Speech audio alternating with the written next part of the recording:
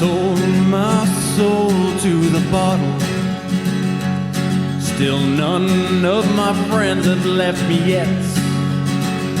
I'm the same man I was since the age of 13, and I've lived my life with no regrets. If you're looking for some freedom, all it takes is 10 drinks minimum. If you're looking for rhyme or reason, all it takes is 10 drinks minimum. Oh, goodness gracious, we are back. Back from Houston. That's right, we did go somewhere. Yeah, I am Chris Burnett. This show is 10 Drink Minimum. It is sponsored by Topo Chico Hard Seltzer. We took some with us. We did indeed. And that other beautiful voice you hear is one James Smiley. He went to Houston and back as well. I know. He's alive. I did it. And what did the people of Houston think of Smiley? They were like they were very inquisitive. They couldn't stop looking at me. They were very inquisitive of you. They could not stop looking at me. Everywhere I went, if I was looking at someone in their eyes, they were already staring at me. There's a great video of you watching a podcast eating while standing next to Dr. Doom. What? I love it. We were just sitting there watching and we just zoomed in and filmed you randomly, as we do. As why not? Yeah, I mean, that's what that entire experience is about. Who knows what you might run into? I'm like vividly trying to listen to a podcast and feed myself, and I was standing next to Dr. Doom. Didn't even know that. You were. We have a special episode here today. We have with us comedian Savannah Holder in the studio. Welcome. Yay. Thank you. Yeah. Happy to be here. Nice. Yeah. So you're one of the relatively new comedians, right? I am, yes. Yeah. That's kind of like part of why I want to have you on, because like, you usually like whenever you have like a show, people want, all the seasoned people are like, do the circuit, but like, sometimes you want to get the new perspective. Mm-hmm. And you're one of the, like, it's weird. I've seen you a couple of times and I was like, oh wow, like you don't play like a young comedian. Thank you. Yeah. How long have you been doing stand-up? It was May last year, so Jeez, about 13 months. Are you serious? I'm serious. Just a year and a month. Yes. She's all talking about her comedy career like it's a baby. 13 months. Yeah. 13 months, yeah. It's a pleasant 13 months haven't old. started walking yet. Yeah. That's a good way of putting it. Yeah. So you are like a baby comedian. I am a baby. Baby comedian. Yeah. Oh, wow. Yeah. I started going to the Slice Parlor open mic last year, and I had a bunch of friends come, and I was so nervous. I was like shaking. Oh yeah. Did you go because like you wanted to watch it, or did you go because you wanted to do it? I wanted to do it. When did you decide that? I actually decided back in college. I was in a sorority, and Wait, hold on. All right. Yeah, go ahead. And I held a position, and there were about 190 women in my sorority. Okay. So it was a bunch of basic white girls and like our one token black girl usually. Yeah. Sorry, I promise you I wouldn't say anything racist. Way to go right away. I know, See, but now, like that's how it was in Kansas. Now everybody thinks you're racist all the time. I know. She's not. I'm not. I was kidding with her before the show. Yeah. So wait, But- Kansas State? Kansas State. Sigma Kappa. Sigma Kappa. I'm a Sigma Chi. Oh, nice. Yeah, that's why I was pointing at him. I was Cool. like, oh, really? Yeah. So K-State, Manhattan. Yes. I've been there. The Little Apple. Aggieville. Yes. Yeah. Yeah, you know your I stuff. do, because Wow. I went to a fraternity conference at Kansas State. Nice. Love it. So I don't know how you don't get lost on that campus, man. Everything looks the same. I was like, oh, all of your buildings are like structurally the same. Yeah, which are. means it's nice. Yeah. Not like college I went to where this building looks like architecture from here. This one looks like old shit. You're like, oh, this was obviously built at the same time. Sigma Kappa, huh? Oh wow. Yeah. So, and there were about close to 200 women, and I was house manager, which is like the way of saying like sorority RA. Yeah, you're like in charge. You're like I was in charge of the house. Oh, that sucks. You're the cop. Yeah, I was the cop. But I could give parking tickets to bitches I didn't like. Nah, fuck them. Because they would park where they shouldn't, and Yeah. it'd be like $5 or whatever, but it was Yeah. really satisfying. But so I had to give announcements, and I wouldn't realize that anything I was saying was funny in chapter, but then everybody would just laugh at once, and I got a full body adrenaline rush. And then I was like, I think I want to do this, but it took 5 more years of me kind of agonizing over it to work up the courage. God, you don't know how long I've waited to hear this story right here. Really? Yes. Yeah. Because I'm a really, really good public speaker. I don't know if you saw me talk at Yeah. sorry, No, you okay. are good. And everyone's like, where did you get, and I don't fire it out very often. Mm-hmm. I don't fire it out but when I do, people are like, fuck, dude, where'd you get that? And you know where I got it? Where? Chapter. Yeah. And like, people don't understand, like, they think, oh, you're in a fraternity or sorority, you guys just paddled each other and hazed and like, drank yourself in oblivion, and they don't realize that there's like really... That's only part of it. Yeah. Correct. But I mean, they don't realize that there's a real business aspect.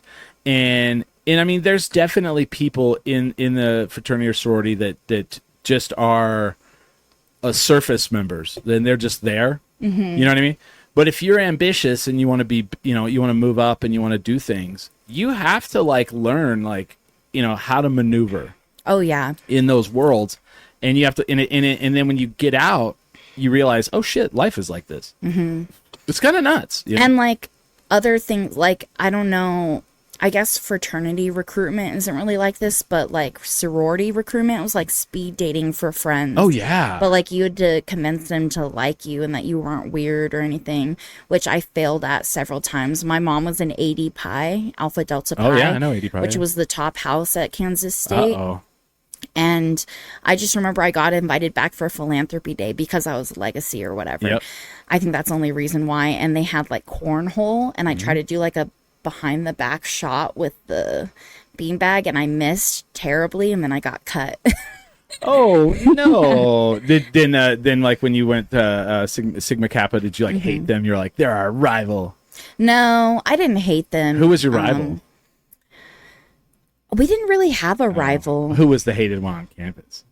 Come on, there's one. They're AGD, Alpha Gamma Delta. Ooh. But they just started like when I was in school, Oh, so okay. they're really new. So they're the lowest rating. Honestly, Sigma Kappa was one of the lower. Yeah, tiered. for us it was Kappa Sigma. We were like Sigma Chi is like large everywhere except my campus. We were like which is weird because we were like the Animal House, like crazy people.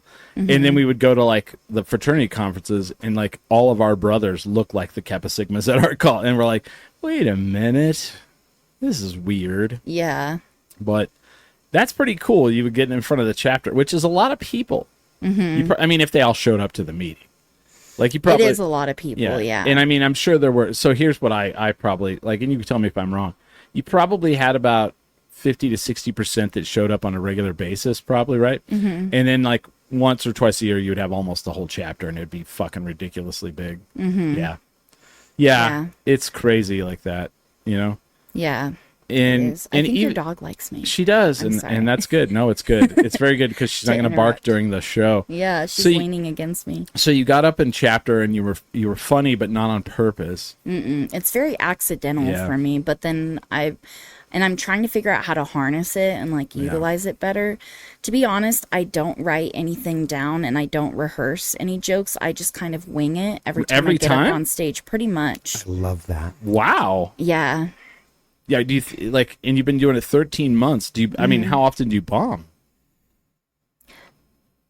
I don't think I've bombed yet.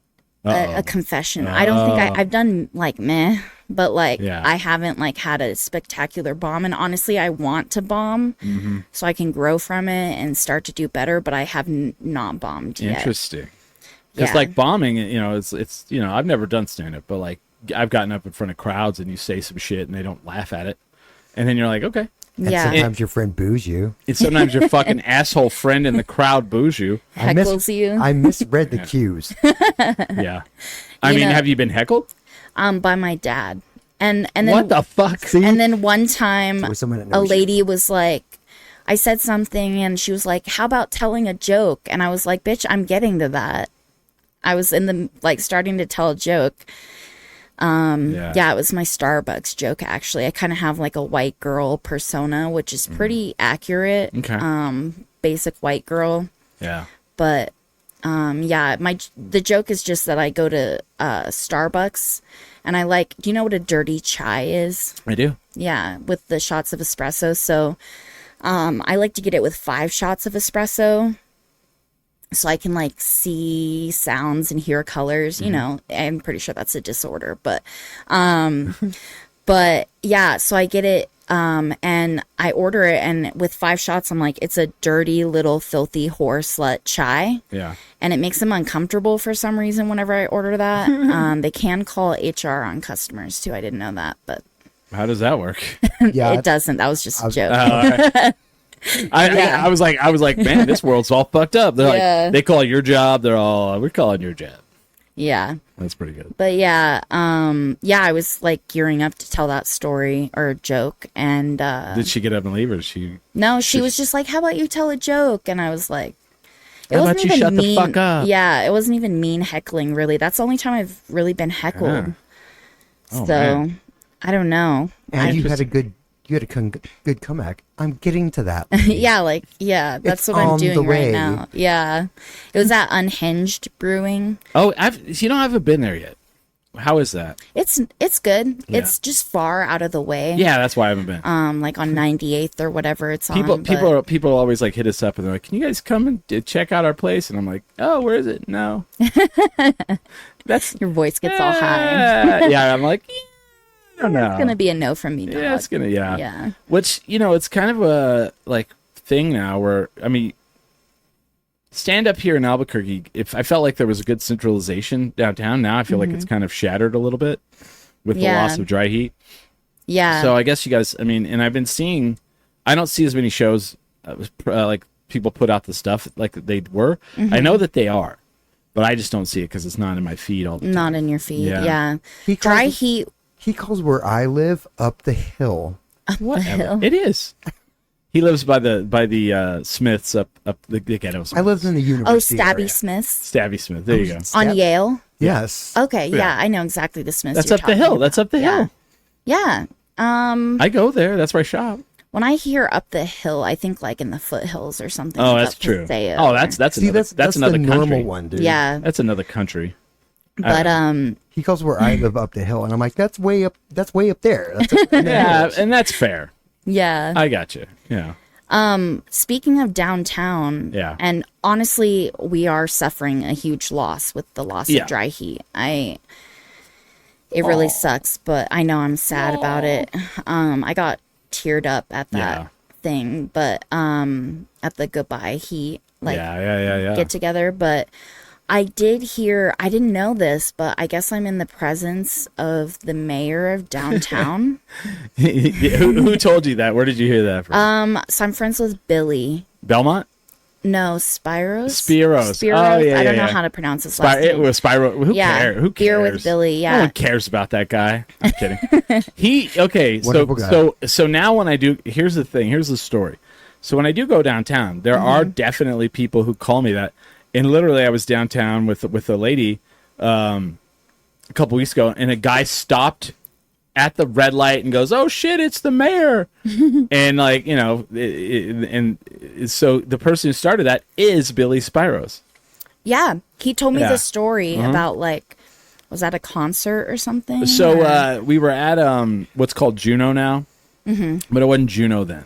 And I was like, "You guys want to go see my friends play at Rio Bravo?" It was red light cameras, right? And they were all like used to going downtown with me, and like me stopping like every like block to talk to somebody, or people yelling my name from across the street or whatever. And so we're driving over there, and we're walking in, and Billy goes, I wouldn't be shocked if the band stops playing, and goes, "Is that Chris Burnett?"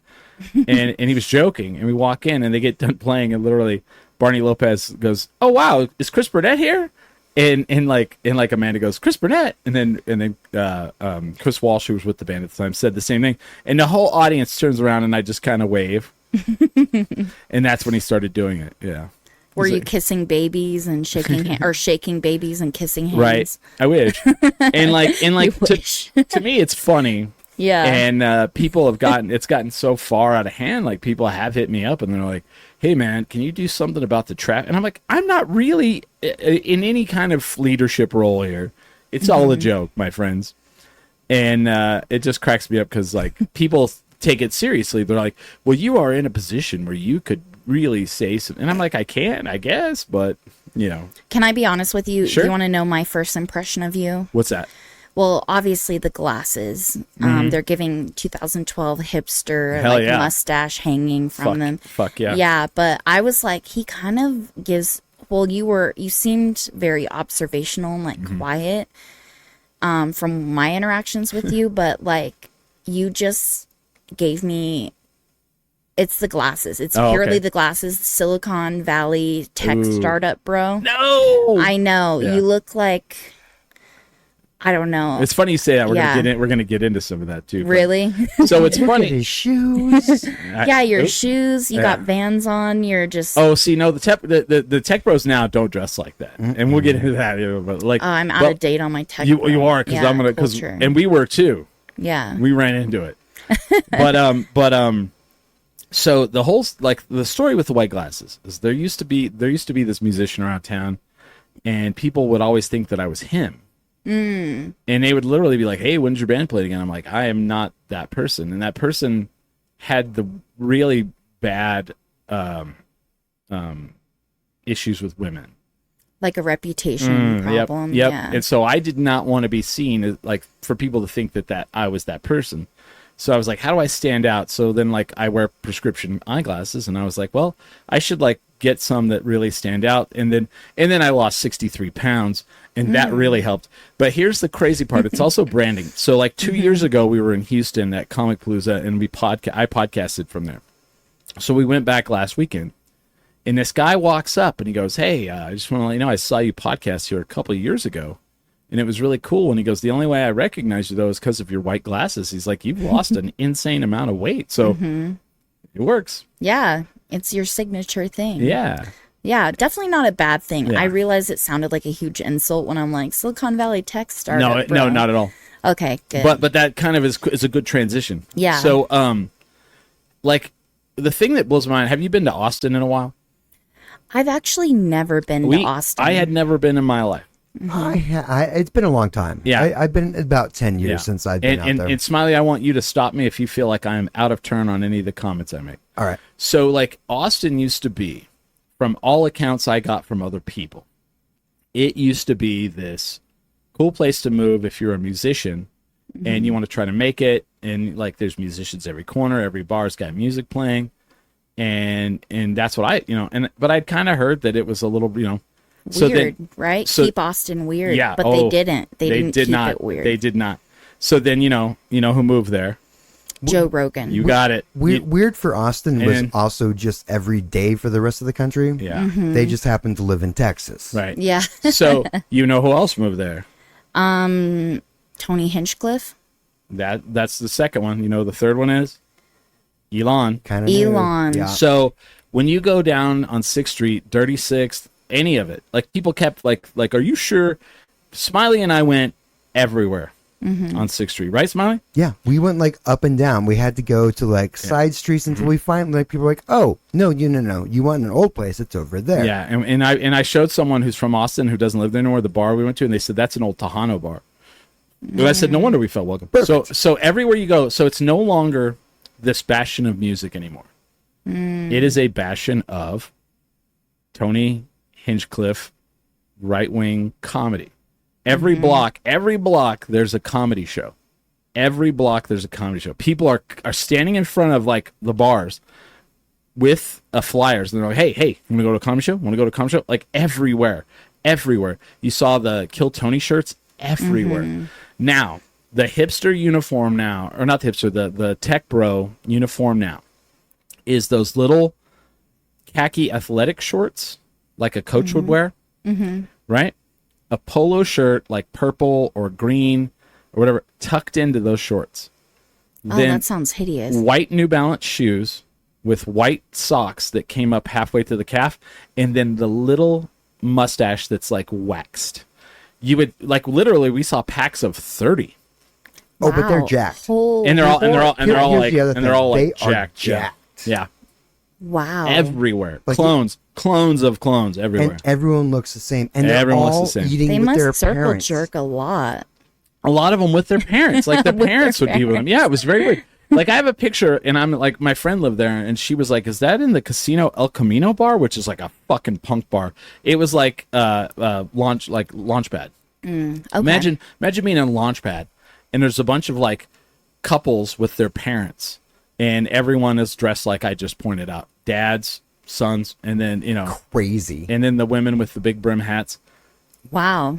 Awful. That does sound awful. That sounds like my own personal hell. It was personal hell. Like I was like, I hate this. This staff stopped to talk with us. They're like, "Oh wow, Yeah. you're regular people. Can we talk with you?" Yeah. We're And we started talking to this guy in the Casino El Camino. He was like, he worked there, and he looked like us. And as we're talking to him, like the rest of the staff would come out, and they just kind of all like congregated all where we were all.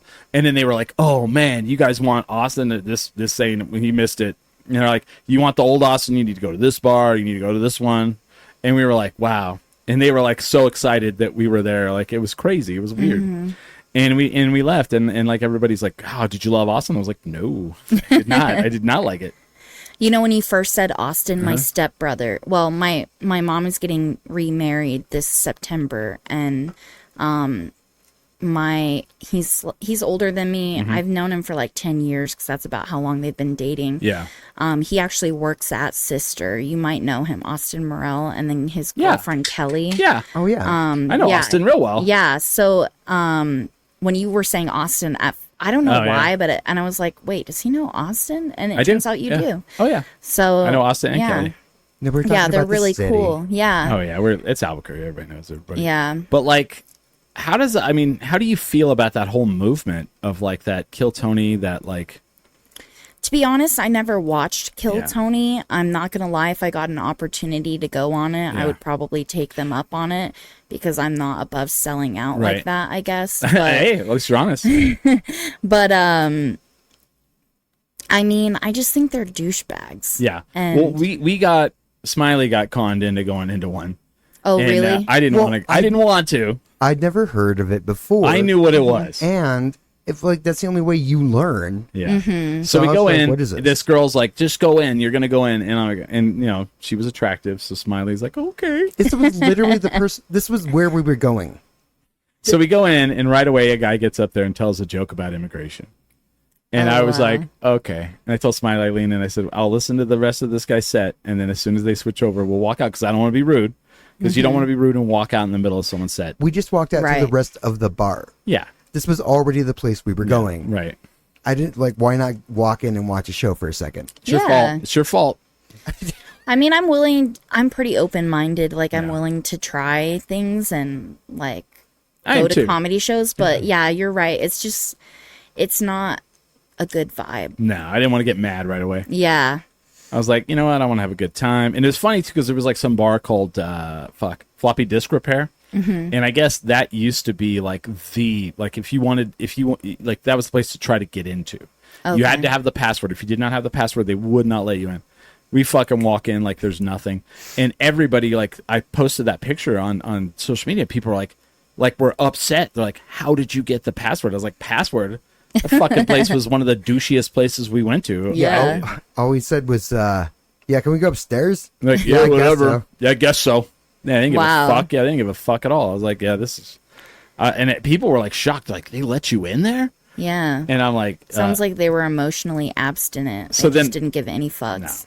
No. Yeah, because it's all done. It's Disneyland now. It's like, it's commercialized. Commercialized, yeah. There you go. And that's so... what all those people look like. They all look like tourists. Yeah.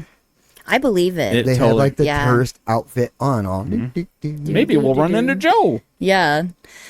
Yeah. I actually, speaking of Austin, I wanted to circle back. I know Let's do it. No, do it. Let's do it. He has a really good idea for a comedy show, like a good concept. He wants to do at Sister as the venue. I don't know if I should be saying this on a podcast, but then now, don't. If you don't record. But I've already kind of like. Oh, you already? Yeah. I already got into it, so I'll just ask for forgiveness rather than permission, maybe.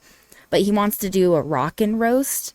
So he's really in the music scene. He's in several bands himself, and so he wants to do like 3 bands. They play 3 songs each, and then 3 comedians roast them. Yeah. So like a comedy music kind of fusion. You and I talked about this.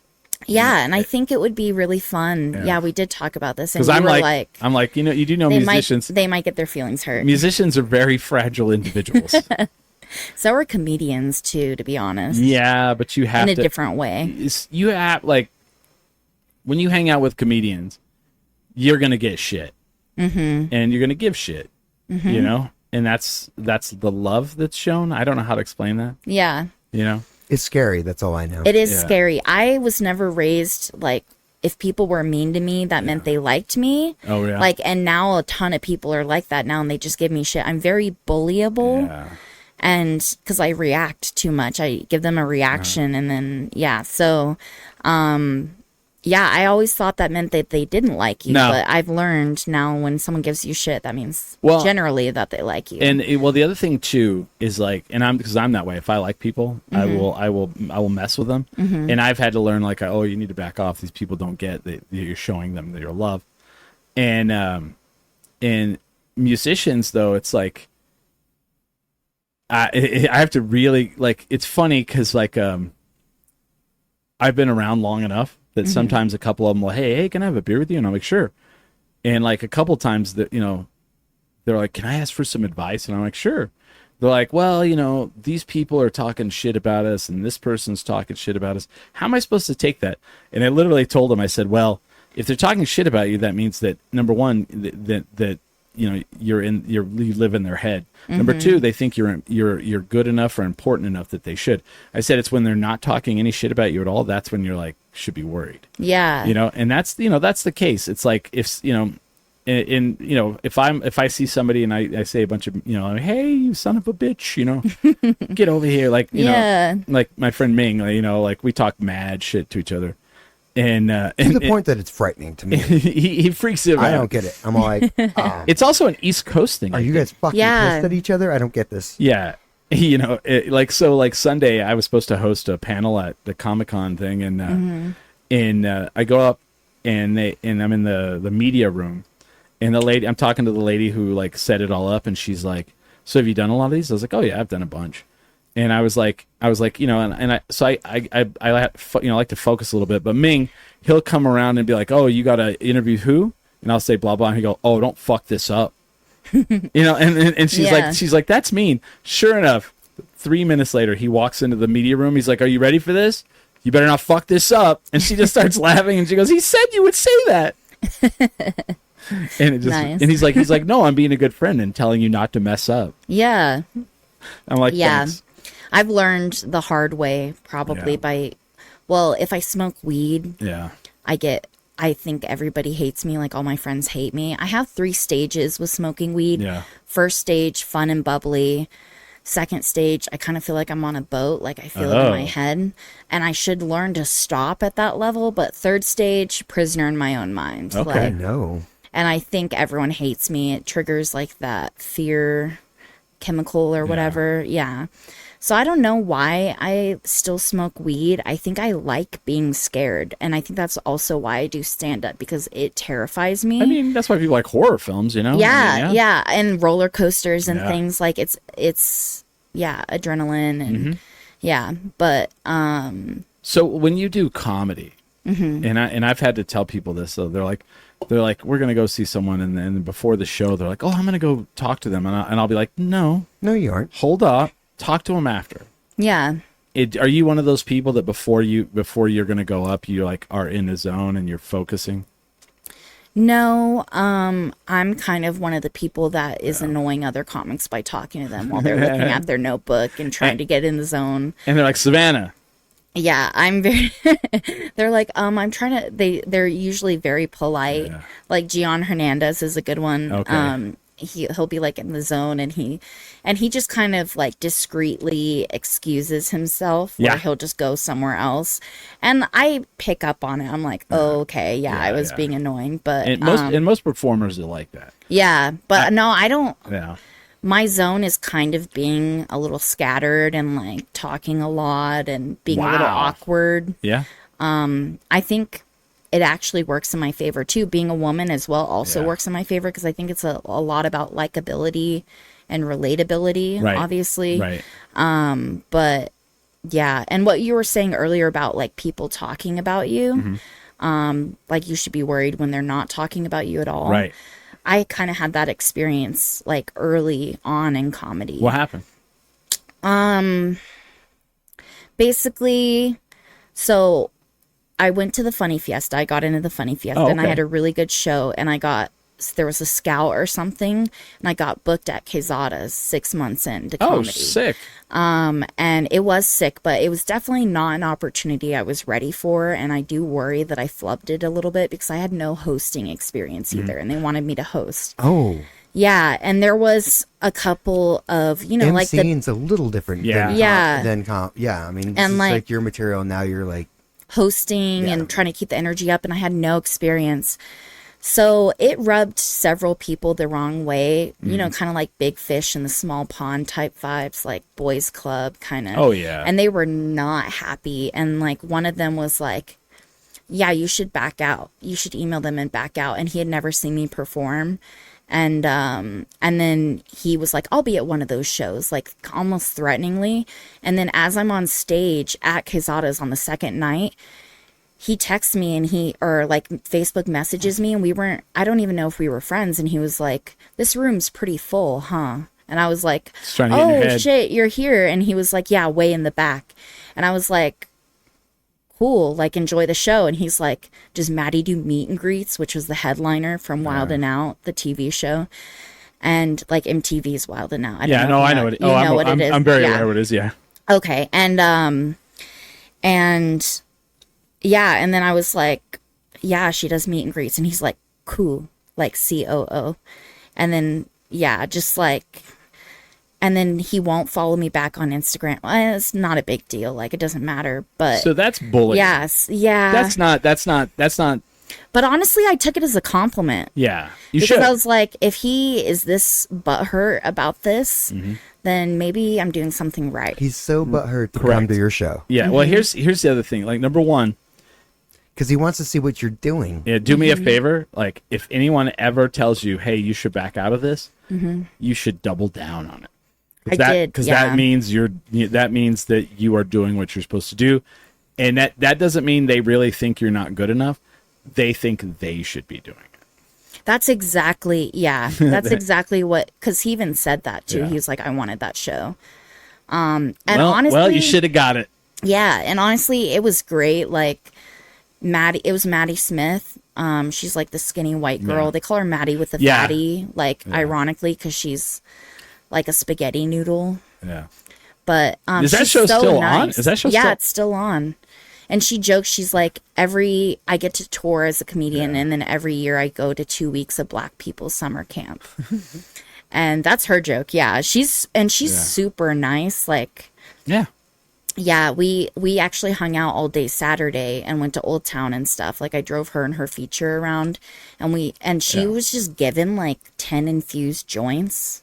So she gave me one that was my sacred Maddie Smith joint. But nice. We smoked one in Old Town, and it felt like purgatory though, because we were going through all the souvenir shops and they were just like all the same. Oh, yeah. And we were high as fuck and like. Oh no! But it was a fun experience. I can't tell the difference between that beautiful thing and that beautiful thing. Yeah. We were hypnotized by keychains, stickers, everything. Like, but it was a lot of fun, and she gave me a little bit of insider tips. Oh, too, good. Which was nice. Well, and I mean, people are always going to do that.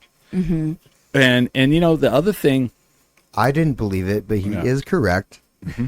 People are always going to do that shit, right? What, give you joints? Or? No. Try to. Sometimes, but I'm still stuck on that. No, they'll try to bully you out of. Bully me. Yeah, there's that. And the other thing is, like, in my life, if I can look back and pinpoint when like things changed and like, upward trajectory, all that stuff, it was the moment like whenever people would say, hey, you should do this, and I went from saying no because I didn't think I was good enough to yes every time. And then if I was like yes, but in my mind I was like, I don't know how I'm going to do that, I would go, I'm going to figure out how to do that. And not all, was that always a successful thing? No, but it was successful in the fact that I learned something, and the next time I was more prepared and more prepared. So I mean, it was a huge learning experience. I learned a ton. Yeah. I don't know if they liked me. I mean, I had a great time, to be honest, and I'm just proud of myself for doing it. Like 40 minutes of stand-up and hosting, and 6 months in. You did 40 minutes of stand-up? I did 4 shows of 10 minutes each and hosted. Still. But not all at once. No. The longest I've ever done is like 25 minutes. That's for 13 months in, you did 25 minutes. Yeah, that's pretty fucking amazing. Thank you. I was stretched pretty thin at the end there, though. I was reaching for things. But you know what? But you probably didn't think you could do 25 minutes. I didn't think so at all. It was actually an Alex Benton show, and he just wasn't giving me the light, and I lose all concept of time. Like when I'm up there, like I don't know how much time has passed. It feels like an eternity and the blink of an eye all at once. So, it was honestly a really. Yeah, it was fun. I have my first headlining set this October. Yeah. Too. And I saw you nice. Were at Echoes and you did Comedians Power Hour and you won that. Yeah. I think that's one of the second time I saw you, I think. And you did really well that night. I even enough that I went up and I told you. Right? And I don't usually go if I come up and tell someone something. I mean, I'm not tooting my horn, but I'll tell people when they did, because I feel like that doesn't happen enough in our scene or in our world where like somebody kicks ass and you go up and go, hey, that was pretty good. Thank you. I you gave me a comment that honestly has stuck with me. Really? What was the comment? You said it would be interesting to watch my trajectory. Yeah, I did say that. And that, I don't know. So much so that you hit me up and I was like, sure, I would absolutely do that. Come on the podcast. Yeah, for sure. Yeah. And it is, because I didn't even know you were that green. You didn't seem like you were that green, like 13 months. Because in the world of comedy, like you listen to like Marin or you listen to whatever, and those people are like, yeah, I did it for like 10 years before I ever got to go on like Letterman or whatever. 10 years. And I mean, and it's a rare one when like a Dave Chappelle or a Eddie Murphy who just, fire up like that. And I'm not saying that you have that ability, but you definitely have talent. I'm not. I don't want you to be like, I'm going to be next Eddie Murphy. My head is going to be huge. No, but I mean, it's already bigger than average. It's kind of crazy that you're like, I don't really. So you don't do the thing where you like practice in front of the mirror or you time out your set or. No, and I don't even watch. I should. I don't watch myself. Yeah. Like I don't record myself and watch myself. Really? Like so many people do that. I want to, but it's just so I almost cringe to death. Right. Like I hate the sound of my voice. Are you going to be able to listen to this or watch this? I don't know. Maybe. Yeah. This is a little bit better because it's more like a normal conversation versus like on stage. But I just hear like me saying a lot, or like I hear how I could do something better. And yes, it would help me technically like get better at comedy, but I just have some kind of complex around it where I just won't watch myself.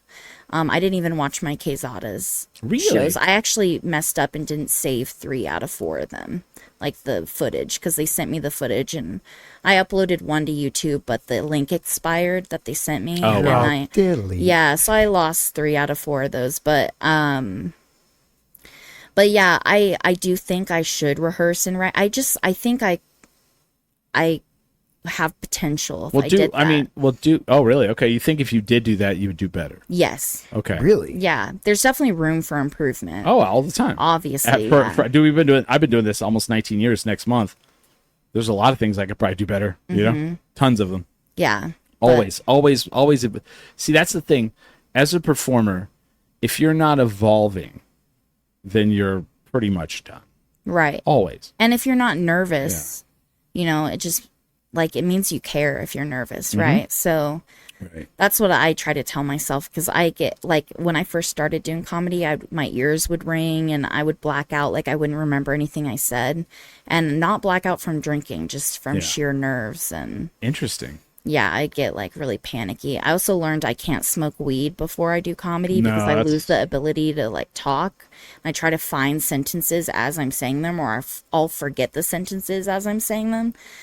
really not great. So do you do like, for your jokes, do you do like bullet points and then you just kind of flow through those bullet points? I've kind of just had stories and jokes that I've told throughout the years in everyday conversation that I've kind of formatted for stand-up.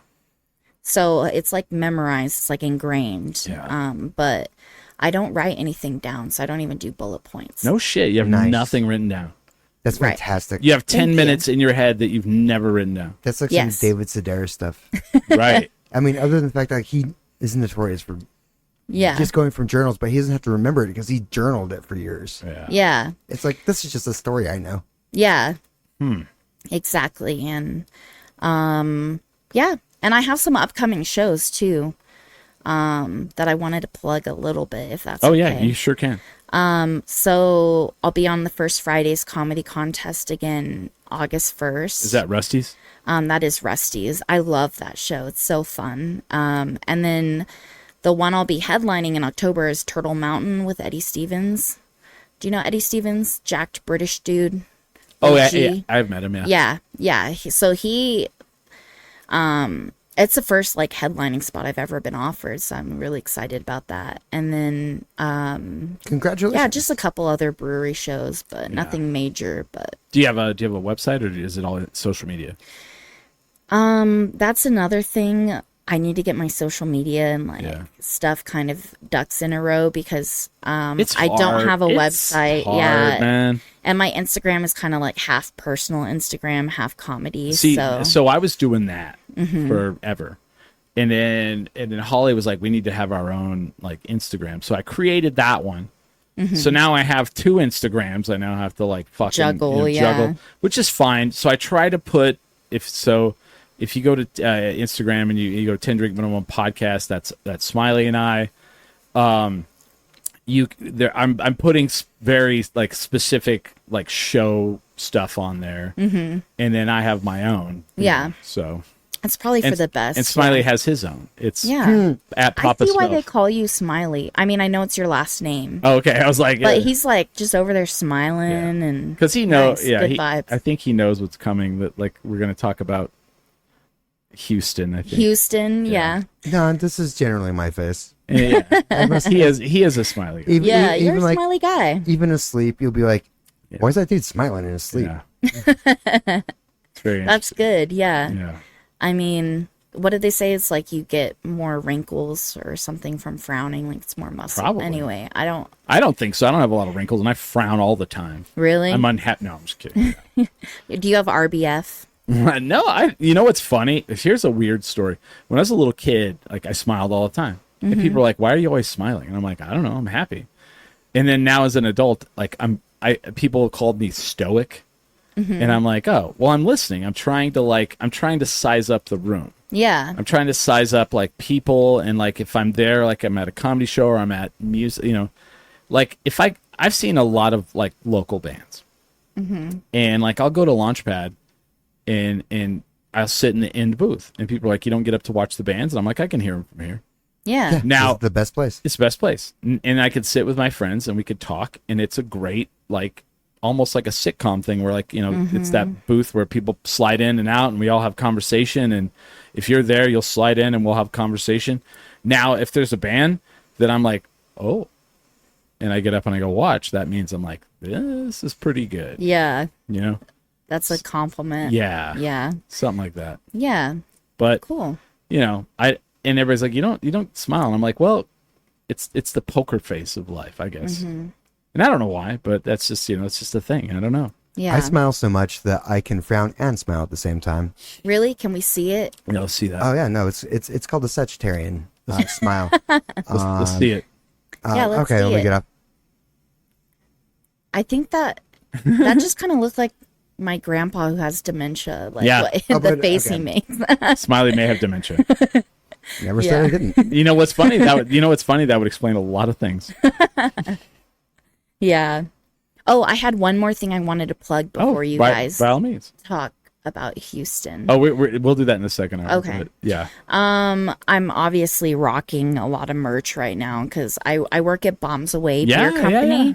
And I just wanted to talk about how great they are for like a minute. They have awesome beers. They have really good IPAs. I don't like IPAs personally. They're so hoppy and like bitter. I think it stands for its piss, actually.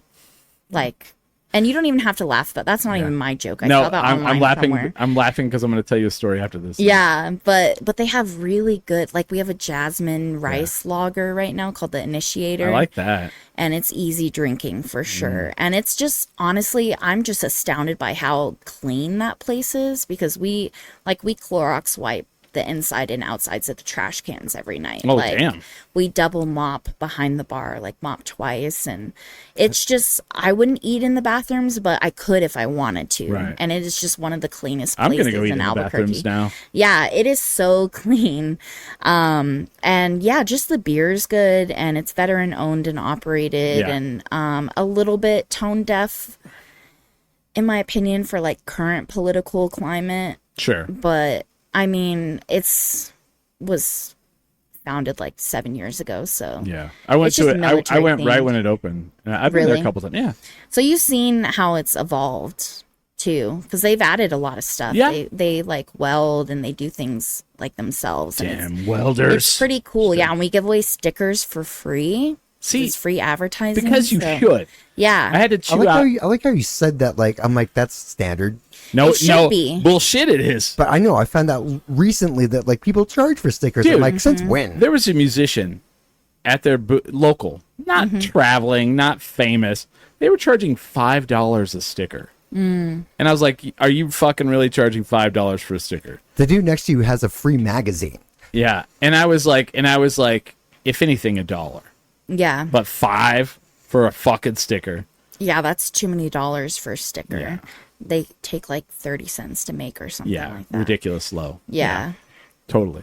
We've always given our stickers away. Yeah. All our merch, actually. They cost, pretty much about it. Well, we don't get. Well, it helps you in the long run. We have merch that you can buy. If you go to tendrinkminimum.com and there's a store, we never promote this, but we have you can order shirts. You can order shirts. They're not free. Actually, a year. They're not free. Sorry. But they're cool. Yeah. Yeah. But I think that's the end of things I wanted to plug. Oh. To be honest. But yeah. So thanks for listening to my plugging. I like how she's like had her whole thing ready. That's pretty cool. Yeah. So I have more questions for you. Yeah. If that's okay. Oh yeah. But so who is like someone that you looked up to as like a famous comedian that like you were like, this is the epitome right here? John Mulaney. Ooh, that's who I first got into comedy with. That's and I can his first 3 specials, the ones on Netflix, like New in Town, Kid Gorgeous, and The Comeback Kid. Yeah, I can quote all of those as he says them. It blows my mind. He was a writer on SNL, and they didn't let him do very much. I know, he's so good. I think. Well, and I mean, he's an attractive guy. Yeah, and I couldn't believe that. I was like, really? Yeah, and for me... Was he going for it all? Yes. Yeah. Okay, that does seem weird then. And he's had cameos on it since. Right, with... He did the character where it's like... Yeah, he Bill Hader's... Yeah, like, so he was the piss lawyer? Yeah. Yeah. Yeah. And he wore all leather. Yeah, he's just... Yeah, he's probably the first comedian where I was like, I really admire him. Bo Burnham, too. Oh, wow. I think Bo Burnham's a genius. I do worry about him. Yes, I was about to say that. I think he's a genius as well, but I also think that dude goes into the darkest regions of his mind. Yeah. Yeah. Definitely. After I watched Inside, I was like, someone needs to check on him. And you were like, this is brilliant. Yeah. Somebody go check on him. Yeah. Brilliant yet concerning for sure. And then the one comic that I really admire in like a sense that I try to, I don't want to say like copy, but like someone who inspires me and like I try to model myself after, Taylor Tomlinson for sure. And there was a market for basic white girl comic. She's probably like the biggest female comic right now. Okay. She's very successful. I'll have to check her out. There's a lot of new ones I don't know. So. Yeah. Eliza Schlesinger too. She's really funny. I've heard of her, yeah. I love her. Ali Wong, of course, too. She's hilarious. And Fortune Feimster, too. I love Fortune Feimster. Really? Yeah. Mm-hmm. So what's your goal in comedy? What's the epitome to you? What is the success? Like, I'm successful. It would be cool just to travel around and do comedy in different states. I think I would be satisfied with that.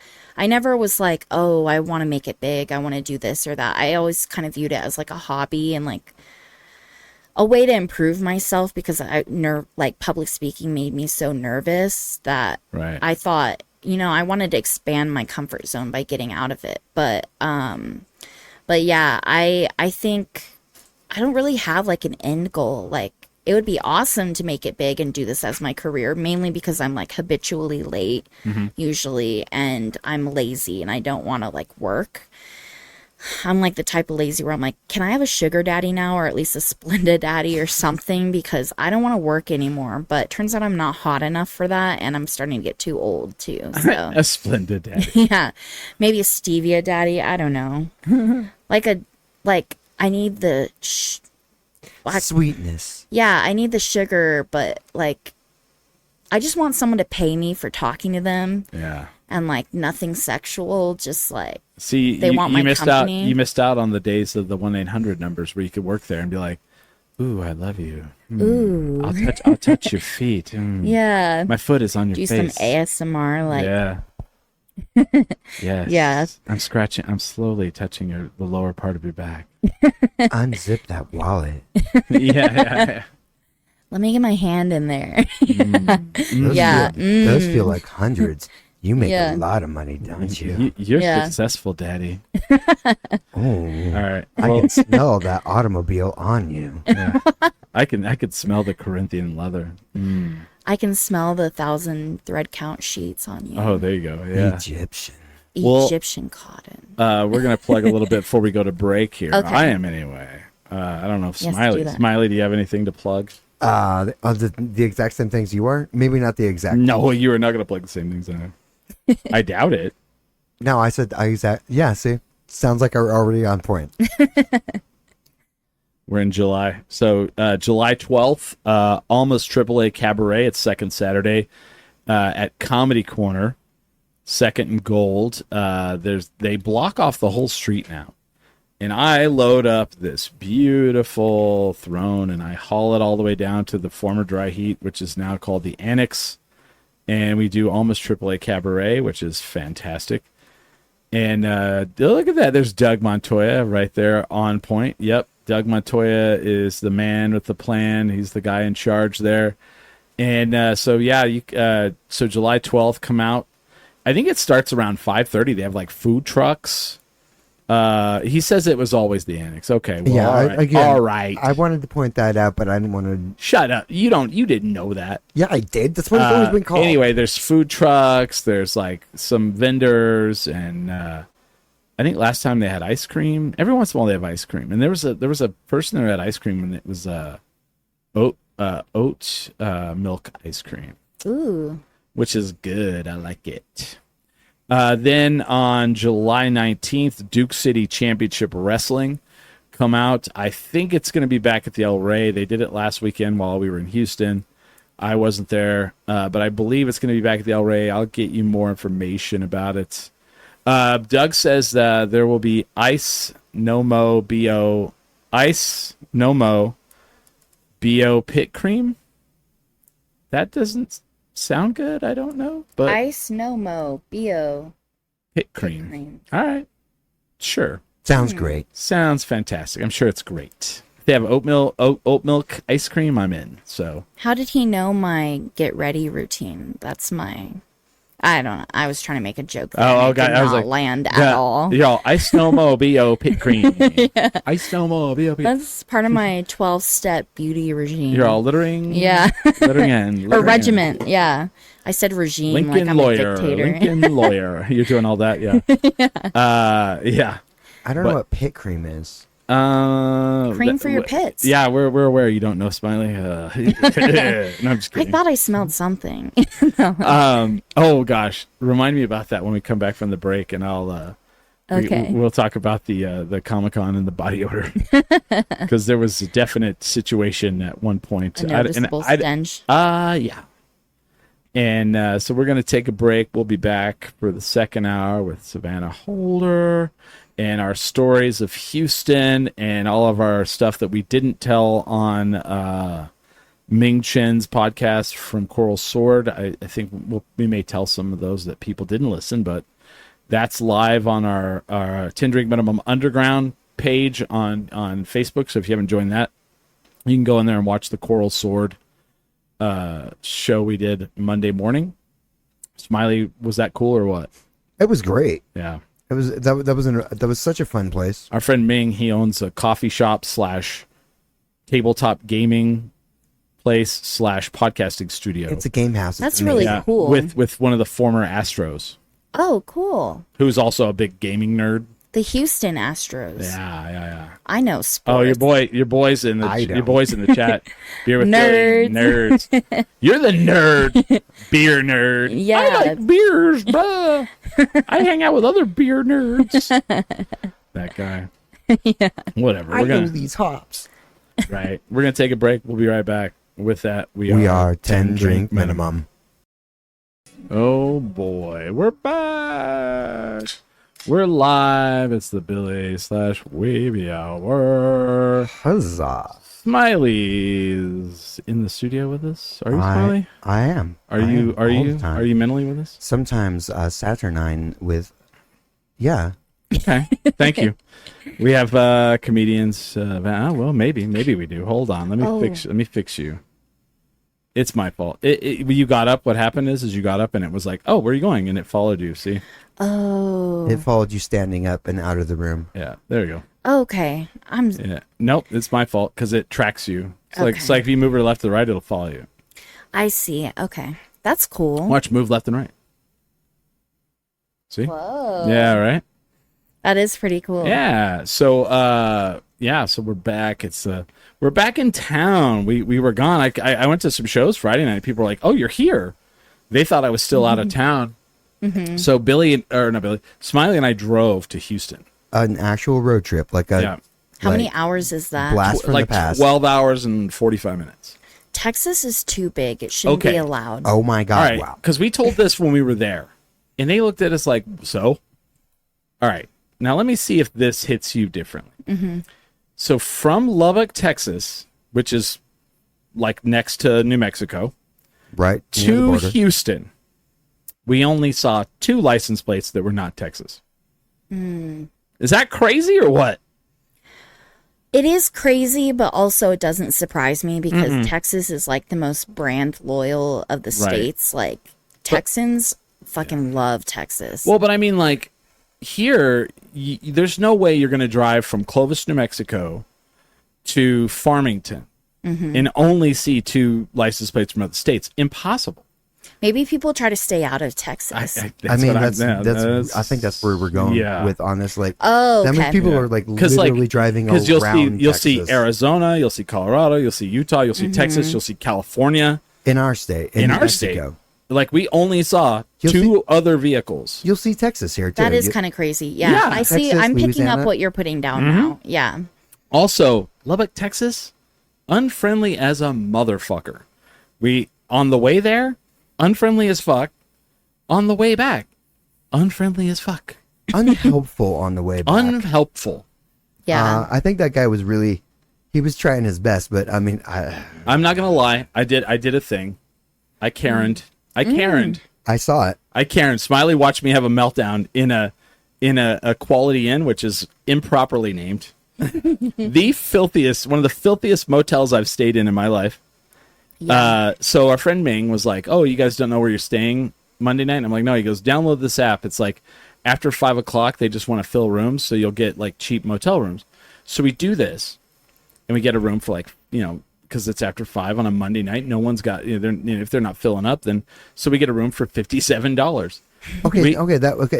The initial asking price was 70 something. Yeah, and the qualification said solid. Maybe solid isn't as good as basic because I don't understand the vernacular on this app. So yeah, it said like 4-star. Yeah, solid. We get there and the guy's like, "What's your name?" And I tell him my last name, and he says, "What do you call me, Lillian?" Oh yeah, yeah. And he's like, "Lillian," and I was like, "No, Chris." So I tell him my first name, and he's like, "No, I can't check you in." It's like 12:30 at night. And so I'm like, okay. This is the only employee I'm sure there. Yeah, so I have to call the app, the number for the app, and like tell them like they don't have my reservation. So they call him. They have his reservation, but it has the wrong first name. Has the wrong first name. I had Lillian. Yeah, the app people have the right fucking first name. Oh, okay. And so they call him, and they're on the phone with him while we're staring at him. And the dude is rude as shit, like absolutely rude. And the whole time I'm like looking down, and the carpet's like rolled, like you know how it's like the hotel lobby set up kind of like a living room, like they do, but the carpet's kind of rolled up a little bit, and there's just dirt. Like you can just see dirt underneath the carpet where they don't even lift the carpet up to vacuum. They just clean around the carpet. And I just I'm getting livid with the guy. Finally, I'm like, he's like, it's 2 a.m. And he's like, well, I think what we could do for you. And I'm like, we have our room booked. We already paid. He's like, what I could do for you is we can give you the room and then you just come settle it up with the manager. And I fucking lost it. I was like 2 a.m. I'd just driven from Houston, Texas straight to Lubbock. I don't even know how many hours. It was like 8 hours I'd driven. Yeah, about. And we made good time too. Made good time. And we got a flat on the way. And a flat. Wow. Yeah. Well, Lubbock or hate it. Lubbock or leave it. Lubbock or leave it. That was way better than what I said. No, well, Damn. that was that's a song. That's a song by the Chicks. So were they formerly the Dixie Chicks? Natalie Maines is from Lubbock, Texas, the lead singer of the Chicks. Yeah. And when she came out against George Bush, they banned her from her hometown. Wow. So she wrote a song called Lubbock or Leave It. Wow, I didn't know that. Oh yeah. I love it's hard to call them the Chicks, honestly, right. but it's hard, but Because it sounds Which bad, also sounds awful. That's Yeah. not- it's like- Hey, it's do you like- listen to the Chicks? Yeah. yeah. I actually have a small story about the Chicks. Okay. I got into a really bad car accident in Boise City, Oklahoma, Okay. in between Elkhart, Kansas, and Boise City. Oh, I know. Yeah. Because the shoulders on the road were so bad. I was throwing away something or texting. I don't know. Don't tell my mom. But and Your mom is actually here. Come on out. I'm just kidding. That'd be funny. And I kind of drifted off on the shoulder, and then I was going like 70, and I panicked and overcorrected, and then just like ended up going into a ravine. It was like a 30-foot drop, and anyway, so it was like a terrible car accident. I had my seatbelt on. I got like a burn from the seatbelt, but other than that, I was fine. Yeah. And everyone else is dead, but it was a Volvo. It was very, very safe. You were driving a Volvo? Wow. Yeah. Safest cars on the planet. Yeah. And That's a testament to it right there. for sure. But my phone, do you know how iPhone like will just randomly make slideshows for Oh you? no. So it Do you made remember this? a slideshow called Exploring Boise City, and it was just pictures of my car accident set to wide open spaces by the Chicks. Wide open. Space. Oh my lord. Billy And I said was like- Beer with Billy said calling your mom now. Kidding. Oh no. My mom is a MILF though. She's gonna be mad at me for saying that on here, but How I've old- had multiple friends Oh, yeah? tell me she's a MILF. What, Yeah. is your mom married? She's about to be. Oh, that sucks. She's engaged. She's really, really, and she's a really nice lady. She's a therapist though. I'm right around 50. I mean, how old's your mom? She She's gonna is get like married, buddy. 55. She ain't married yet. That's true. She ain't married yet. Just because there's a goalie doesn't mean you can't score, right? I got my dad Dotson hat on, you know. So we ended up Comicpalooza successful for the 10 drink minimum crew. Would you say, Smiley? Oh, I think so. I think so immensely. I'm gonna say this: Houston, Texas is my home away from home. We have a pocket of friends there. I told you before we went, right? I said we have people waiting for us. Yeah. Was I wrong on that? No, you were not. Like you're like there's an entourage. Yep. Like they're just Yeah. waiting for us to become part of it. They're waiting for us to get there. No, I'm already part of it. They were waiting for you because they were excited. Oh, I'm the new guy. You're the new guy, but they accepted you with open arms. Oh right? yeah, they did. And so we go, like we have our friend Portia, our friend Julia, our friend Lindsay. Oh my gosh! And then Romero at Neil's Bar. Neil's Bar is our Houston bar.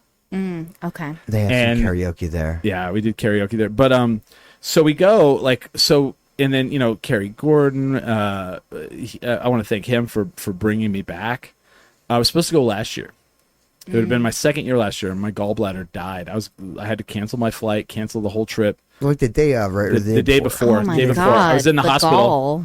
The gall of that gallbladder. You got some gallbladder. Yeah. It's my name. You know what? I'm waiting for that when someone's like, "You've got a lot of gall." I'll be all, "No, I don't." Actually, Okay. none. I have minus gall. You are incorrect on that, asshole. I may got a lot of nerve, but I ain't got a lot of gall. But no, we last time I went, they put me up on the third floor. They had like this, we were kind of like the secondary stage, and they didn't know me. And I went and I podcasted. And he was the new guy. I was the new guy the first year, and I got so it's a big Comic-Con. It's huge, right, Smiley? Oh, huge. And it's downtown Houston in this 3-story civic center that each floor is like a football field long. It's like 3 football fields on top of each other. Right, it's big. That's crazy. It's crazy. My big. legs still hurt from running around that place. Yep. And so then this last time they put us. They were like, yeah, you guys are going to do the 8:45 spot on Friday. And at first I was like, well, that sucks. We're getting the shit spot. It was not the shit spot. So apparently that's, to me, it was the nightclub spot, because like the con closes at 8. So the main floor, they shut it all down. So but there's so much stuff to do, right? So like all those people that are in there all have to leave out. So they go upstairs, and the after party was upstairs next to us. So nice. thank you to Carrie for this. So 8:45 rolls around, and we go up there. And it's me, Smiley, and Ming. I mean, we got like 25 people in there. And there's like foot traffic. People walking. They're walking to like, there's only a couple other things going on, and they have to walk by us. Oh, yeah. And so to people get to the after party. Yeah, so people are rolling in. Oh, there's people are other rolling stuff in. going on. And so they just come through. So and I have the video. I have video of this, and I've got it recorded. I've got to edit it a little. I'll put it up, and you guys can watch us podcast from Comicpalooza, or I'll at least put the audio out. I think I'll put it both out. We'll see. Anyway, I proceed to do an hour where me, Smiley, and Ming tell stories about Albuquerque. We do not tell positive stories about Albuquerque. No, naturally, no. I didn't even think about that. Right? Well, no. Well, why would you? Why would you? We don't want people to move here. No. So we're telling stories about how, like, I know someone who's been shot. Smiley was asleep and someone shot through his house.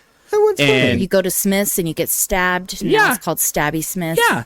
And then we get done, and like people come up to me and they're like, "Oh my God, I want to go to Albuquerque." And I'm like, "What is wrong with you?" Like, what about what we just said sounded appealing, And that literally happened. Like, literally, people came up afterwards. They're like, "Man, I really want to go there now." I was like, "Okay." Maybe. I mean, I got shot. Yeah. Your house did. Oh, no. Well, I got a ricochet off of... Oh, no, yeah. We're telling a story about how he has to wear a bulletproof vest at work because he works at Bird of Paradise on Gibson. Oh, okay. And someone shot, and it ricocheted, and it hit him in the bulletproof vest. So now he has to get a new one. I have to get a new one. Yeah. I mean, it's only good for one shot. And like Billy said, okay, job. Beer with Billy. Don't bring shot now. Don't bring your U-Haul here. That shit's gone. Oh yeah. And we're telling these like literally like stories like this, and people are like, "I really want to go now." These are like nightmares for most people, and they're like, "Nah, that's good. I'm gonna hang out at your town." And I'm like, nah. So we get done with the podcast. We're stoked. We had a lot of people talk to us. It was really great. So Ming's like, "Let's go over to the after party." So we go over, and we talked a little earlier on the show about the body odor situation, right? The stench. Well, you have like, when you go to you ever been to a lot of Comic-Cons or been to any Comic-Cons at all? I haven't been to any Comic-Con. Okay. honestly. I'm not really down with that nerd shit. Oh. I hear D&D, I think do not disturb. See, that's true. I'm not gonna lie to you. I'm with it. I'm with what you're saying. Yeah. I roll that way. Yeah. And like I like nerd stuff?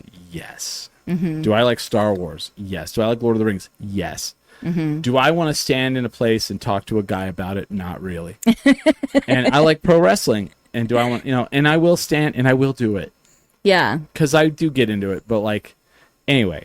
It's just not your preferred There were a thing. couple of times people came up to me and talked to me for like 45 minutes. No, if you want to come and talk to me about here's actually the truth.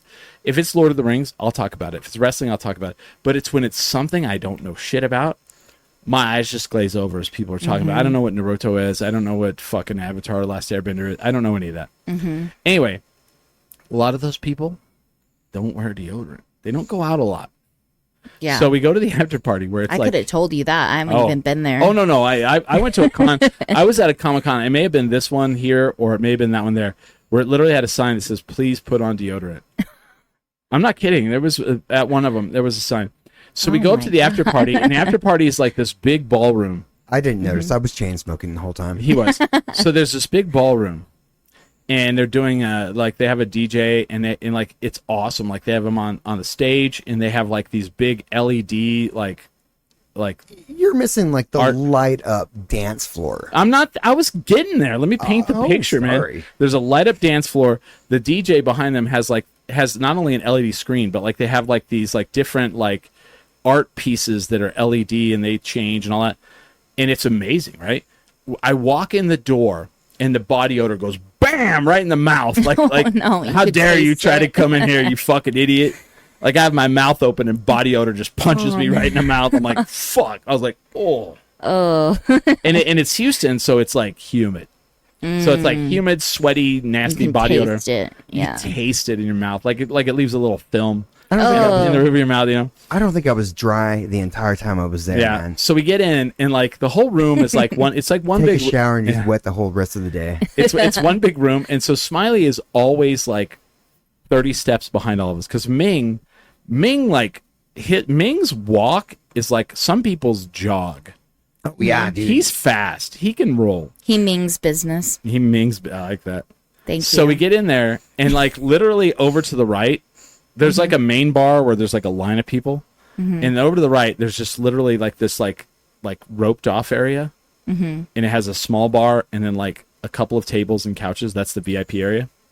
It's just roped off. There is no difference other than like there's a divider, and like all of you privacy. All of you filthy people cannot go on this side.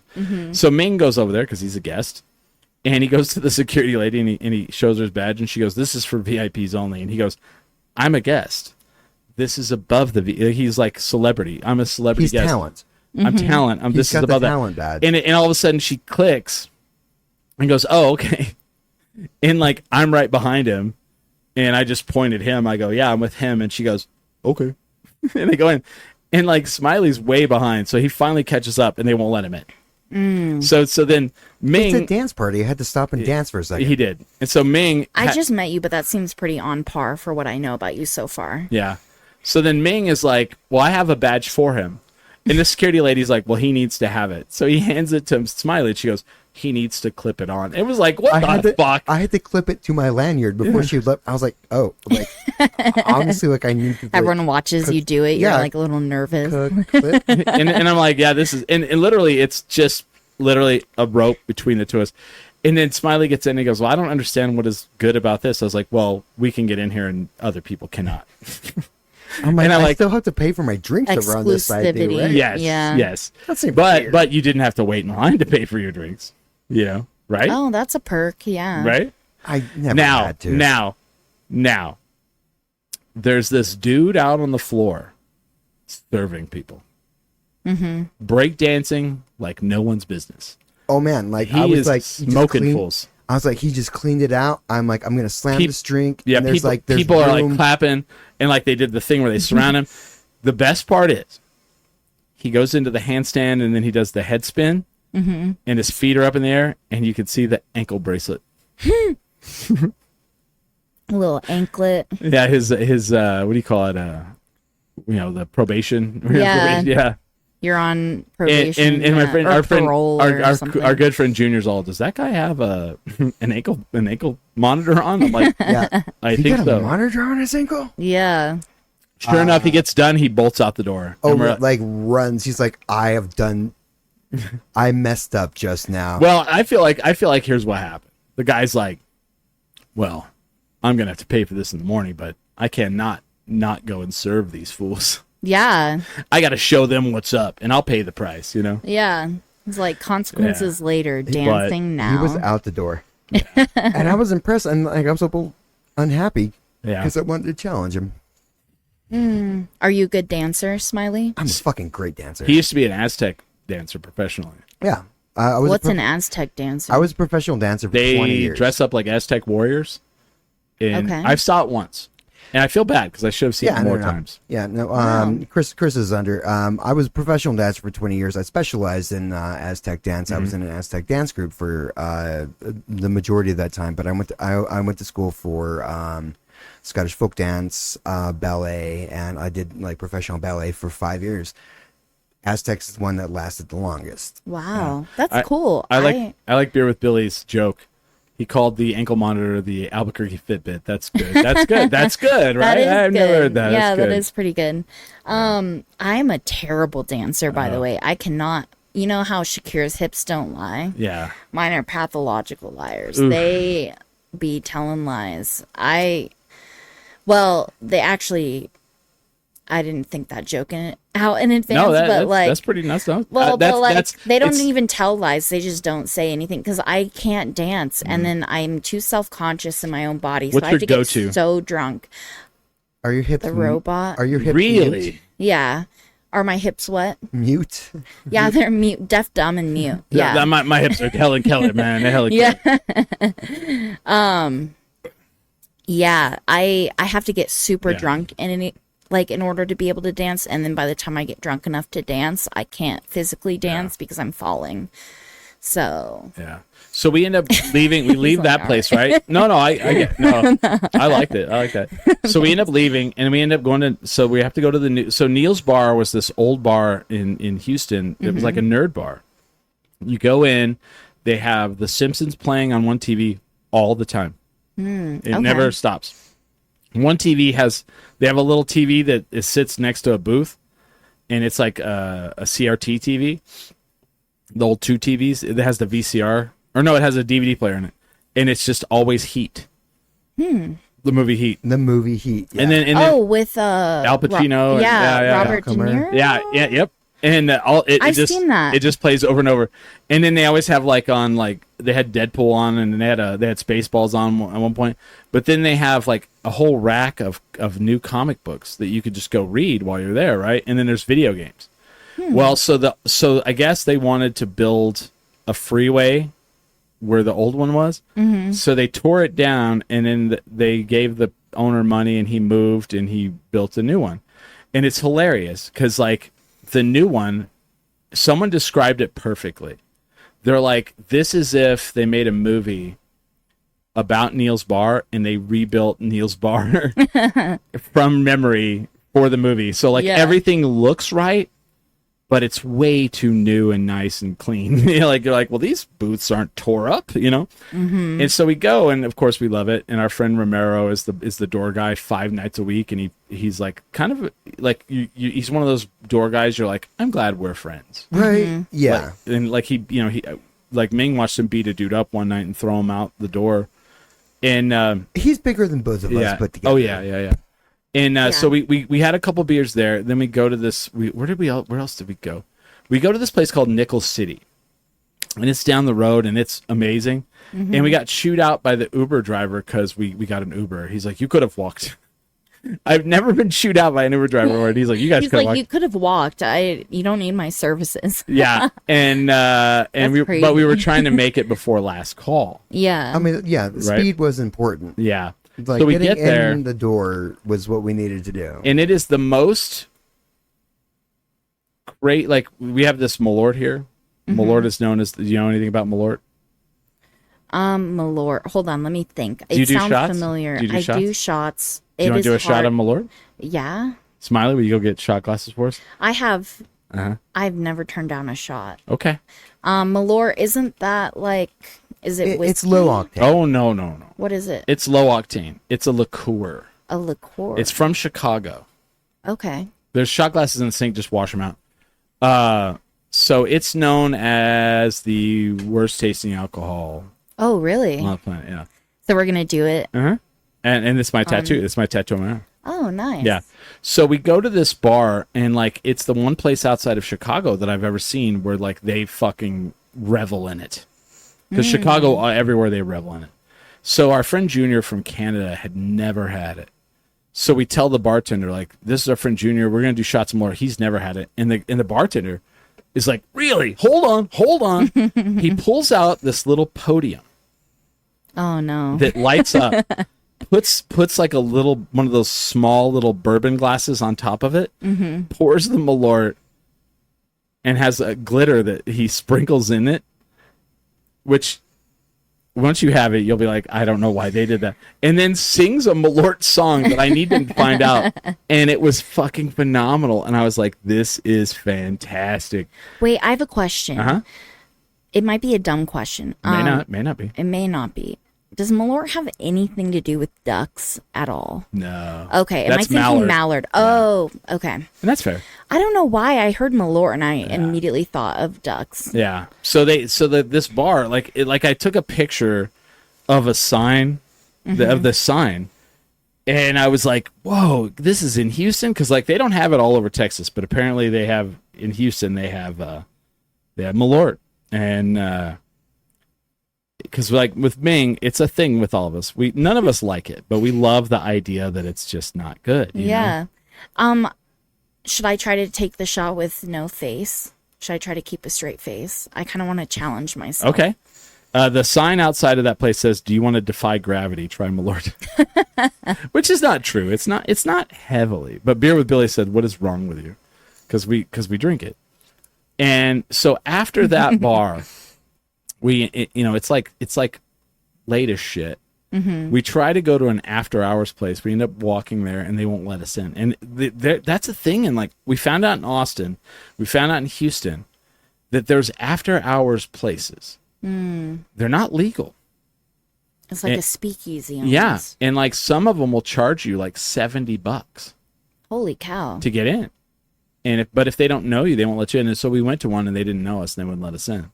That's crazy. As a broke comedian who does comedy for tens of dollars, $70, that's like 13 shows. Yeah. And so we ended up at a Vietnamese place, and we ate Vietnamese food, and we got back to the room like 4:00 in the morning. It was nuts. We did that 2 nights in a row. I'm not kidding. The second night we ate 4 pounds of crawfish. That sounds like quite the adventure. Oh yeah. So we ended up like, well, he's going to pour the shots in more, but Houston is such a cool town, and I hate to like pump it up. I don't want it to get ruined by like Austin. I've only driven through Houston when I was moving from here to Florida as a kid, and I just remember there being a lot of cockroaches and humidity. That's all I remember. And traffic, believe that, which I'm fine. I'm fine with cockroaches. Traffic, humidity, and cockroaches. I'm also not a winning combo. I'm also fine with the humidity. Like, what I don't like is I went to D.C. and they have heavier humidity, and they have rats. I could do roaches. I can't do rats. No rats for Christmas. Yeah, and many of them are in office. Yeah, that's very true. So the second night we get done. I was proud of that. The good thing about hanging out with Ming is you don't have to have an agenda. He just takes you. Let's do this more real quick. Okay. All right, let's salute Comicpalooza, Carrie Gordon, and all the people of fine people of Houston. To Comicpalooza, Carrie Gordon, and all the fine people of Houston. Yeah. Huzzah. Let's just see how you feel about this. That was terrible. Oh my God. Yeah. Why does it taste like that? I'm gonna chase it with this other alcohol. I wouldn't do that, but that's. I would not recommend that. Now it's worse. No, it actually got better. I like the tropical mango. Okay. Why does it taste like that? Well, it's made out of wormwood, which they make absinthe out of. Oh my God. Yeah. Doesn't absinthe make you hallucinate or something? It's supposed to, or like it used to. Oh my God, thank you. Yeah. That is it punch right in the mouth, huh? So Billy says again, what's wrong with you? So the next night, and Smiley, you could correct me on where we went. We did end up in Neil's bar at one point, but like still getting over this freaking we went to I want people to understand something. I've been to a lot of bars in my life. I've been to a lot of bars in a lot of cities in my life. A lot. I believe you. A lot. And by far, it is not even close Oh, what was the name of that place? He already knows where I'm going. I'll tell you. I went That was a to trip. I went to the coolest bar I've ever seen in my entire fucking life. I would go to Houston again just to go to that bar. It was called Natsua. And it's Houston spelled backwards. Natsua. Oh, that's right. It's Houston So spelled backwards. it is downtown Houston, I believe. Mm-hmm. So here's the thing. We ended up going to Meow Wolf in Houston. And I felt like Meow Wolf was a little bit of a letdown compared to that bar. Oh yeah, no, this place was nuts. Fucking nuts. It was in an old warehouse, right? Mm-hmm. We're downtown Houston, and there's like literally like bars. Like it's an old warehouse district, I think. I don't know. Fuck, I don't even know. But it's like these big No one tall. gave me the backstory. It was like these big tall buildings, and there was just bars like side by side all down the street, right? Mm-hmm. So we get to this place, and you could tell it was like an old like department store. Had to have been like Clark's or something that said on the front of the building. And the door guy, like Ming's like, oh, the door guy is a big comic book men guy. He's gonna let us in. He loves me. Sure as fuck. We get over there, and there's a guy dressed like a 1930s Dapper Dan guy. Like he's in a full zoot suit with the big hat, and he's got the mustache, and he's the door guy. God, I have to meet this Ming. I'm very interested. Right? He sounds really fascinating. He'll be here in October. Okay. And like the guy goes Ming, and he goes, oh my god, and they hug, and then we all walk in up in front of everyone that's in line. Mm-hmm. I didn't even know there was a line. Of course, yeah. And we go in, and like the bottom floor, like it's 3 floors. This place, right? I think. No, it is. It was 3 floors. Are you sure? Yes. So we walk in, It seemed like there was another one. and past it's that. packed. It's packed, and like everywhere It's you your look, imagination. it looks like a crazy like art space, cool, Meow Wolfy bar. And Ming's like, "Don't get a beer. We're going upstairs." And I'm thinking like we're going up to the second floor. Yeah. So we walk over. We go around the switchback staircase to the second floor. You look down the second floor, and it's a crazy Meow Wolf type art space. And he goes, "Nope, we're going up one more." There's a These are all bars. Every floor has its own bar, and it's all. This is all one place. He's like, it gets better. Yeah, We gotta- and like we get to the staircase. It's a spiral staircase. Like we had to let like 8 people come down, so we could go up. So we get up to the 3rd floor, and our friend Junior from Canada had come the year before, and he's like, "Wait, do you see this?" We get up to the 3rd floor, and he goes, "See that right there? That's an apartment. Someone lives there." And it's There's stairs going up. There's the 4th floor. But there's not a with stair going up bars. to a 4th floor where someone lives, and they're the artist in residence for the bar. Yeah. They're constantly That's cool. changing the bar, so when you go back, it changes, right? The so bar's then, never the so same. then, That's so then what they everyone point told they me. point across the bar, and they're like, "That's a recording studio," and I was like, "What?" And so we all go to this little window and look in, and there's a guy in the little window, and then there's a full bar in there. But like all you could see is like a little window until you walk up to it, and then you see like all the alcohol in there, and the guy's like, "What do you need?" And I was like, "I'll do a fucking Montucky cold snack," and he gives you. So then there's couches. Nice there's choice. there's like deer heads that come out, like just crazy cool Crazy art stuff. space. And then you walk across that 3rd floor. There's a dome. You walk in the dome. Dome holds about 25, 30 people. And it's got a light show. And the sound dome. It's got a light show. It's got movies and shit playing on it. And if you stand on one side, you can hear people on the other side's conversation perfectly. Or if you stand in the middle, it sounds like a loudspeaker. Yeah. Like it's so That's acoustically cool. sound that Yep. you're like, what? Then you walk back out of the dome, and then just to the right. you and can't hear anything that's going on in the dome. As you walk out of the dome to your left, like this whole room is like dark and like there's like animal heads and like weird taxidermy shit everywhere, right? And you look to your left, there's like just a gallery, and the gallery's like lit up, and there's paintings on the wall like a gallery looks like. Oh yeah, And just like a gallery. Like an absolute contrast, like you're going through another dimension into like a weird like gallery. Crazy. It does kind of sound like Meow Wolf. It does A little bit. Then there's like another like opposite side of the room for where we came up. There's another downstairs. Oh, can I tell you about the smoking area? Well, let's get there. Okay. So you go downstairs, right? Mm-hmm.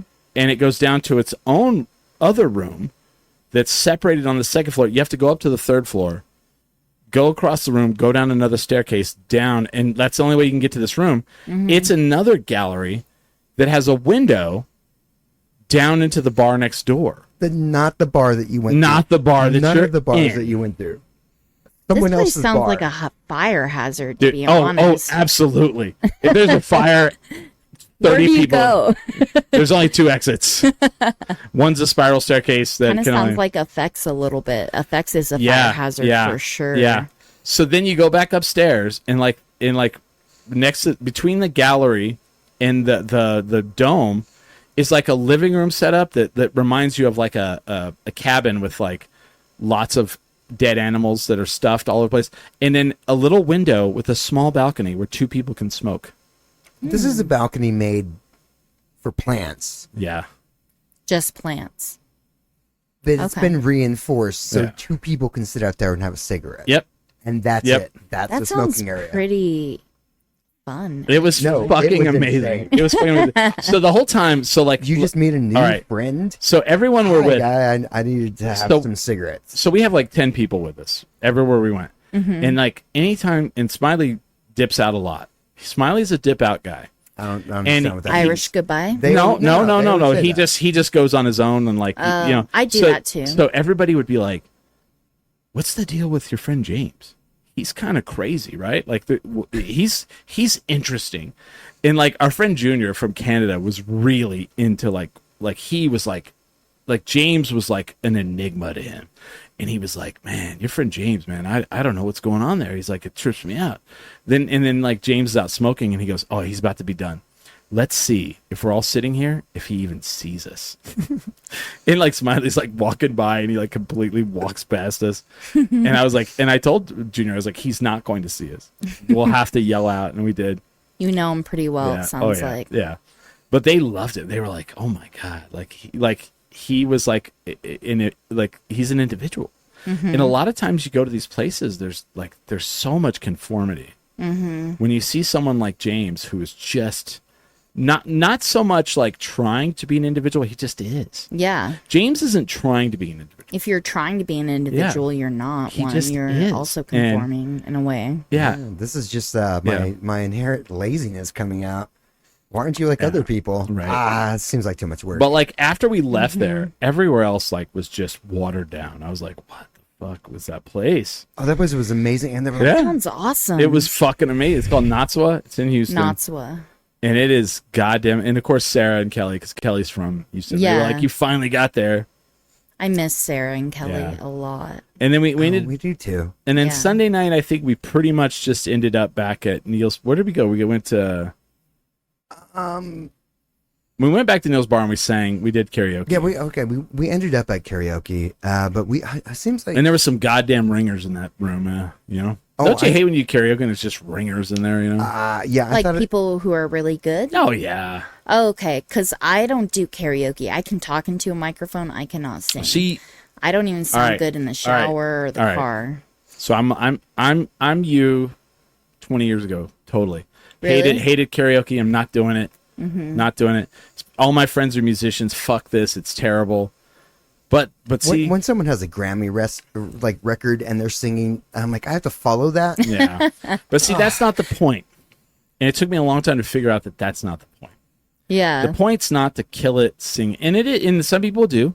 It's just to have fun. And No, it's No? to perform. Oh, Yeah. it's to It's perform. all You've got about to. the Here's what performance. you got to do. You got to find that song that you can really perform. that you can just get into, and like everybody's like watching you, and they're like, "Hey, she's not the best singer, but she's doing it. Dude, Yeah. And she's having a She's good giving time. it her all. That's really what it is." So the crazy one is we're at this Neil's bar, and there's like this old lady, and I mean she's like late 70s, early 80s, old lady. Like this is someone's mom. I was like, Why is she here? I was trying to figure out like who she was, but it's that bar where it's like I said, home away from home, Neil's bar, Houston, Texas. It, you know, like I didn't shake a stick at it, but I was just kind of like, I wonder who, you know, I'm like, you know what, good for that lady, she's getting out. And they were like, next up is Helen, and she got, I don't remember what she sang, Helen. but she was like, but like honestly, after she sang, I was like, I want to know her story. I was like, was she? Helen could get it. Was she, oh perhaps? motherfuck. she was like, Literally, she sang some jazz Might be a song that mother. I didn't know what it was, but like she fucking nailed it. Murdered. like from the 40s. And Yeah, like, from the no 40s. One, like no one sings like that anymore. And she was sitting in the booth, and she was doing her routine, and I was Dang. like, almost to the point where I was like, wonder if I want to know what you did. Like, where were you? What brought you Were you a here? lounge singer? Were you like, like commercial ads. Yeah. She had like a Her such voice a was distinct. Wow. distinct? Have you ever seen someone do like but like you're not attracted to them or like you're not interested in them, Right. And then you just see them absolutely in their element, like Yeah. killing it, and you're Yes. like, actually, I would like to know more about you. That's my life. Yeah. Everyone's like, that guy's a fucking whatever, and then I'll get up and do some shit, and people are like, oh, Public speak, maybe. oh yeah. And they're like, yeah, I know that's a panty dropper for you. I know it is. I know I- you get I- laid from I- after your public speaking. I should do more, right? Yeah, you should if you want to get laid more. That's a lot of I like mean, it. it's a lot of work, but Yeah. I mean, at least have the option, and then you can No. turn it down The if public you're tired or the whatever. public speaking part's not the work. That's I just yeah. haven't heard the No, I the know, it's phrase the panty sex dropper Panty dropper. in a long time. I'm like, what? Oh, do you guys want to hear a panty dropper fact of mine? Fuck yeah. Sure. Fuck yeah. Who don't? Who don't? I don't break this out on first dates or anything because I'm too embarrassed, but I can actually rap pretty well. Fuck yeah. But like, I still sound. The problem is Wait a I minute. still sound like a basic white girl, and I can't say 1% of the words. Yeah. Or maybe a higher percentage depending on the song. But like Gold Digger, I can rap the entirety of Well, Gold then, Digger. why on forever earth are by- you not doing Gold Digger at karaoke? I have, and it didn't go super well Well, you gotta because work on it. I was scared and like I got off with my rhythm and stuff. Oh. But like I can So? rap all of it, and same with Forever by Drake, Kanye, Lil Wayne, and Eminem. Right. And You have to let it go that you're not on. Yeah. Like you have to let it go that you're not perfectly with in sync. You Yeah. have to let it. You're driving the rhythm. You're You are. driving it, and then like you have to like if you get off too much, you just stop and then catch up. okay. Like you just and then because no one gives a fuck. Stop Yeah. and take a drink of your beer, whatever. I get And then so and then many and then do this. Go like Stop. fuck, you know, no one gives a Yeah. shit. Like and then they're like, Yeah. well, they're having fun. Who cares? It's a Yeah. performance, but you're not Yeah. a professional, so No. like, got to give you some leeway. And then be like, Yeah. just be like, whoops, you know, Yeah. just be all, oops. Oopsie daisy. Yeah, have fun with it. Get stupid. Accidentally say the N word. Oops. No, I'm do just, that. I'm just kidding.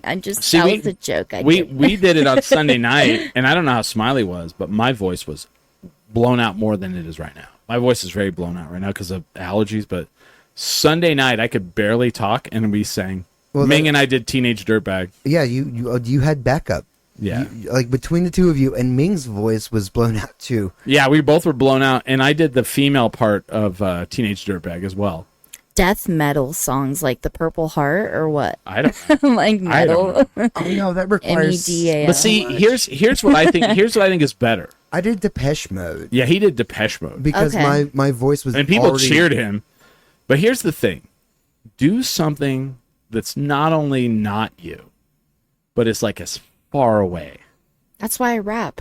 Yeah, exactly. See, I think that's right I there. have no street cred, but when I rap, Yeah. I get at least a couple points of street cred. See, like mine, like the ones I'm like lining up to do is more Neil Diamond.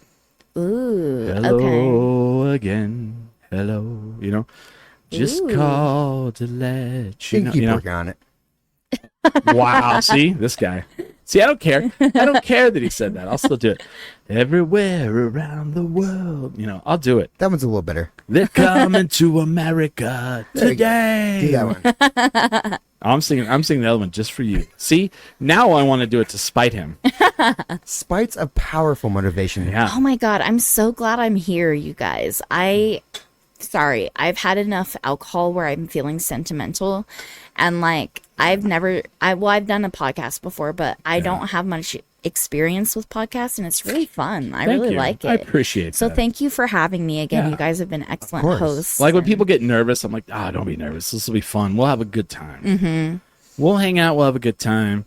And, yeah, you it's know, the throne that makes them nervous. Like, is it really? See, this is new. Yeah, this is new. The throne is new. I've had people too. They're like, I would like to sit in. I'm like, well, It's good for photos. It's uncomfortable as F. It is not comfortable. I at have all. sat in it before at dry heat. It's not the comfortable. crack a laugh. Yeah, not comfortable. Yeah, it's not comfortable at all. No. And it's I'm weird. in a comfy seat. It only weighs like 40 or 50 pounds. It's not heavy. Like I can carry this all the way out to the front and put it in the car. It's unwieldy. Muscle 'cause- man over here. No, it's not. I'm telling you, it's not heavy. I know. Look at this guy. It's like it's not heavy. It's light work to me. Yeah. I It ain't don't heavy. even break a sweat. Excuse me, miss. I'll carry that for you. That's a truck, sir. I can get it. Shoulder yeah. voice says, "Oh, little Bobby says, holy crap! I've been listening to Neil Diamond's entire discography. Today, I'm on hell his yeah. 20th album, late 80s era. Neil Diamond has over 20. I love Neil Diamond, by the way. And, Not obviously not enough if you don't know that he has 20 albums. I did not know that. I know he had Fake to. fan. I know he had to stop because he had dementia. So poor That'll guy. do it. That'll do it. I already Well, wrote I've the seen song. I've seen the jazz singer I wrote the song 7 times. I've seen the jazz singer 4 times. If that tells you anything. Yeah. He he wakes up every day. He's like have you seen 50 First Dates where they Yeah, have to show her the like video in the morning? Yeah. And it kind of reminds me of Biden too. Someone, I forget who, but someone has a joke that Biden gets to wake up every day and become president of the United States of America, like 50 First Dates. Like they That show would him, be like, that's funny. yeah, and I've got the best idea for a song. I forget Wow. who it You already is. wrote that. Little Bobby says he has 32 studio. All Damn, right. To be fair, I get dementia too. That's be a lot fair- of albums. I wouldn't remember shit. the OCs have just as many, and I don't know any of all those either. The OCs. Yeah, what's that? Yeah, what is that? The OC, like the show? No, there's a band Wait, called the OCs, Okay. and they actually fuck things up for themselves because they spell their name differently on different albums. Like in That one does- album, it's yeah. like O and C with apostrophe and S. And some of them, it's OHSEE.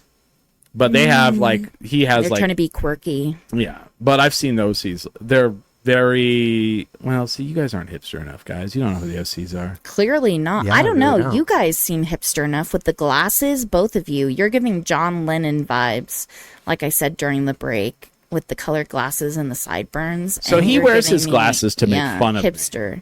Oh, really? I Oh my God! It's like hipster in party mode now. no, You're like, I got some glasses to Yeah. make fun of him because I was like, oh, so you guys need these to see. He's making fun of my handicap. Wow. It was COVID. And well, now I get to make couldn't- fun of you both. I couldn't leave the house. It's okay. I don't. My comedic urges weren't as focused. Yeah. I was making masks for my cat. Okay. Wow. For All right. fun. That's weird. Like a face mask. Oh yeah, Okay. We missed the Honestly, story. purr. it's like So- an engineering project. I'm like, how can I scope this down? All right. We missed a story.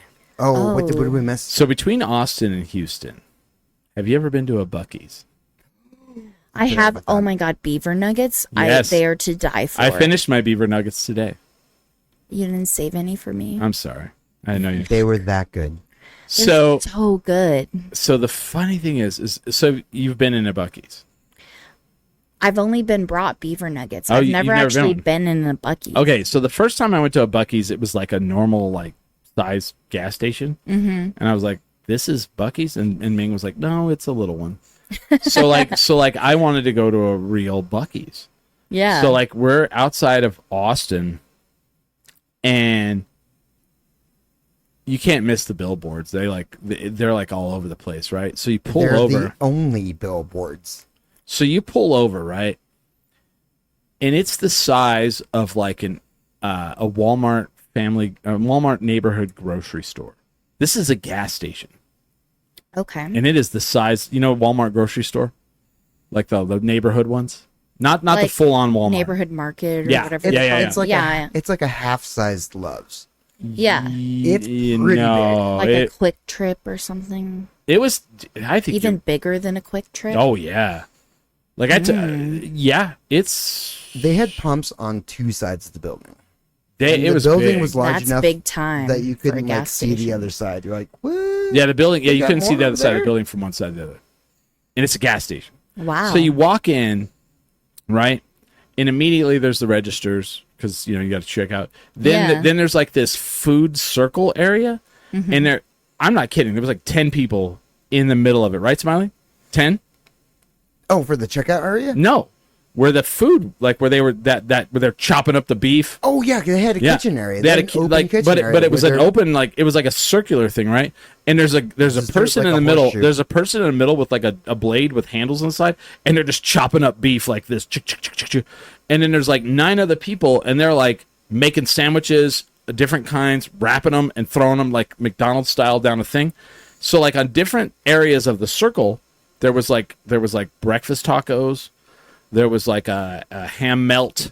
Then like I don't even know. There was like all the way around. Like you could get fucking whatever. Then Cool. you turn left, and I can't even like it's so surreal. There was a whole area retail. that well, not just retail, like the live, laugh, and love retail area. Oh my God, I had a sign in my room Yeah. that said that because I'm Yeah. one of those live, laugh, love white But girls. like You guys should be sponsored by Buc-ee's and Topo Chico. well, but like that whole area. Yeah. And when I say the live, laugh, and love area, they had couches, they had tables, they had like wall clocks, and it was like a whole fucking section, right? And I'm like, what the fuck? Yeah, And it's like you turn left and you're like, I'm in Macy's now. Yeah, I'm in a fucking There's a at home and like the There's fuck, a furniture section. What the yeah, hell? in a gas station. So then you go a little farther, and then there's everything Buc-ee's. wow, that's how you know they've become too powerful. Yeah, the Buc-ee's has become so like Smiley gets his cat a T-shirt. Because I went from this is insane to Oh, they I'm have shirts sold. for cats. So yeah, I'm so, sold. So I will have get a shirt for my cat. I have a Buc-ee's onesie. That is the beaver, like you're the whole beaver and everything. I have that. But like they had Buc-ee's boogie boards. I know. Look at her. Your dog is so The cute. dog has. So people who watch the show know about Brody. Oh And- yeah. And Brody is Brody like. has her paw on my leg right I now. know. That's so, and she's like gazing into my eyes. Oh, there it is. I love this. This is honestly some affirmation that I'm not a bad person, because whenever a dog or cat doesn't like me, I'm like, I need to Look do at her. some soul She's got a little searching. paw on you. Like, please Yeah. pet me. But like, I need to do some soul searching. Chris like, beats me. Please pet me. Yeah. or just like I'm like really bummed I'm at a funeral and she's like, She's all. I got you, girl. There, you know. there.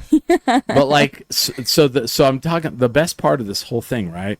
Oh, we didn't even get to that. No, we haven't got to this. So, the clientele at said Buc-ee's is pretty normal. Like for this area, it's southeastern Texas, south. So the average man is like cargo shorts, Crocs, oh, I love a T- good T- croc. t-shirt, cap, Oakley blades. Definitely dressed like it's hot outside. And they are all staring at Smiley like he just landed in a UFO outside and walked in. And it's amazing.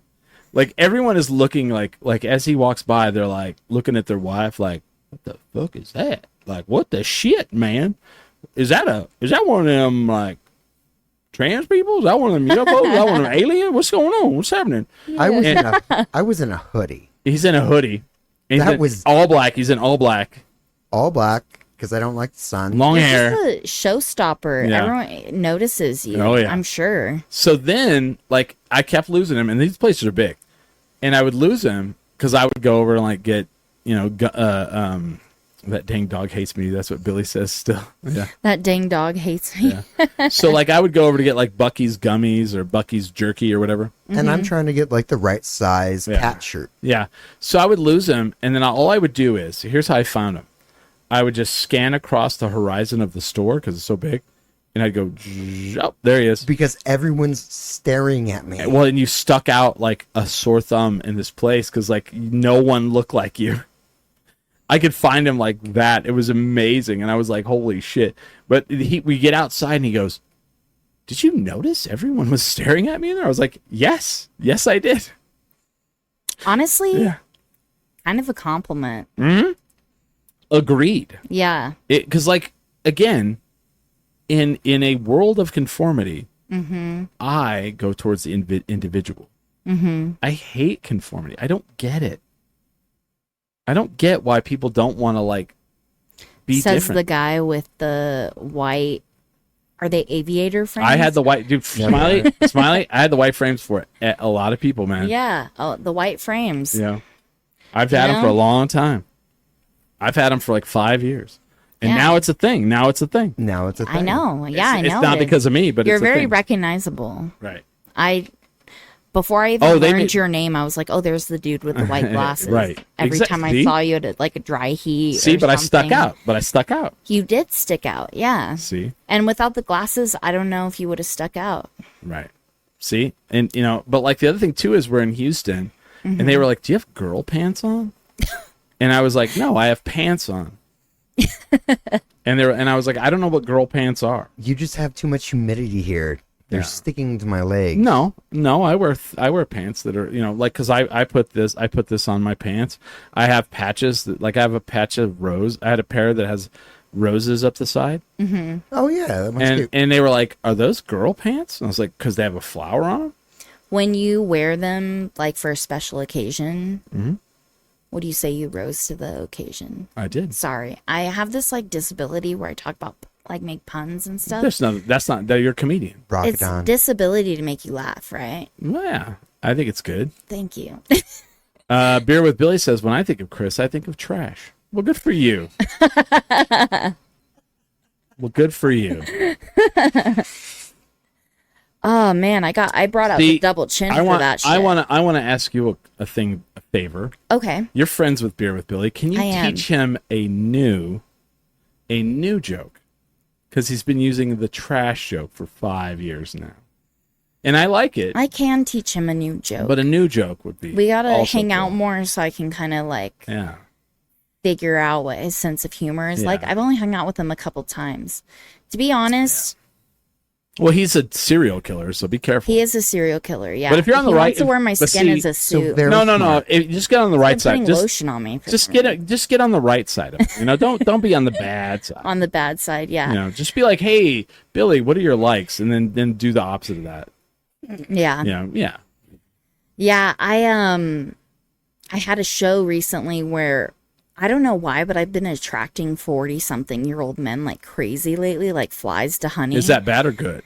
It's not bad. I don't know if it's good either in the long run. I don't know. It's what is do they have a stable job? Depends on the 40-something-year-old. Are they attractive men? Some of them. Okay. But like I had a show recently where 4 showed up. I'm not gonna lie, Billy was one of them. He does hit on me. I'm sorry, Billy. I just like how Chris says trash is all. Trash. Trash. He likes how I say it. Trash.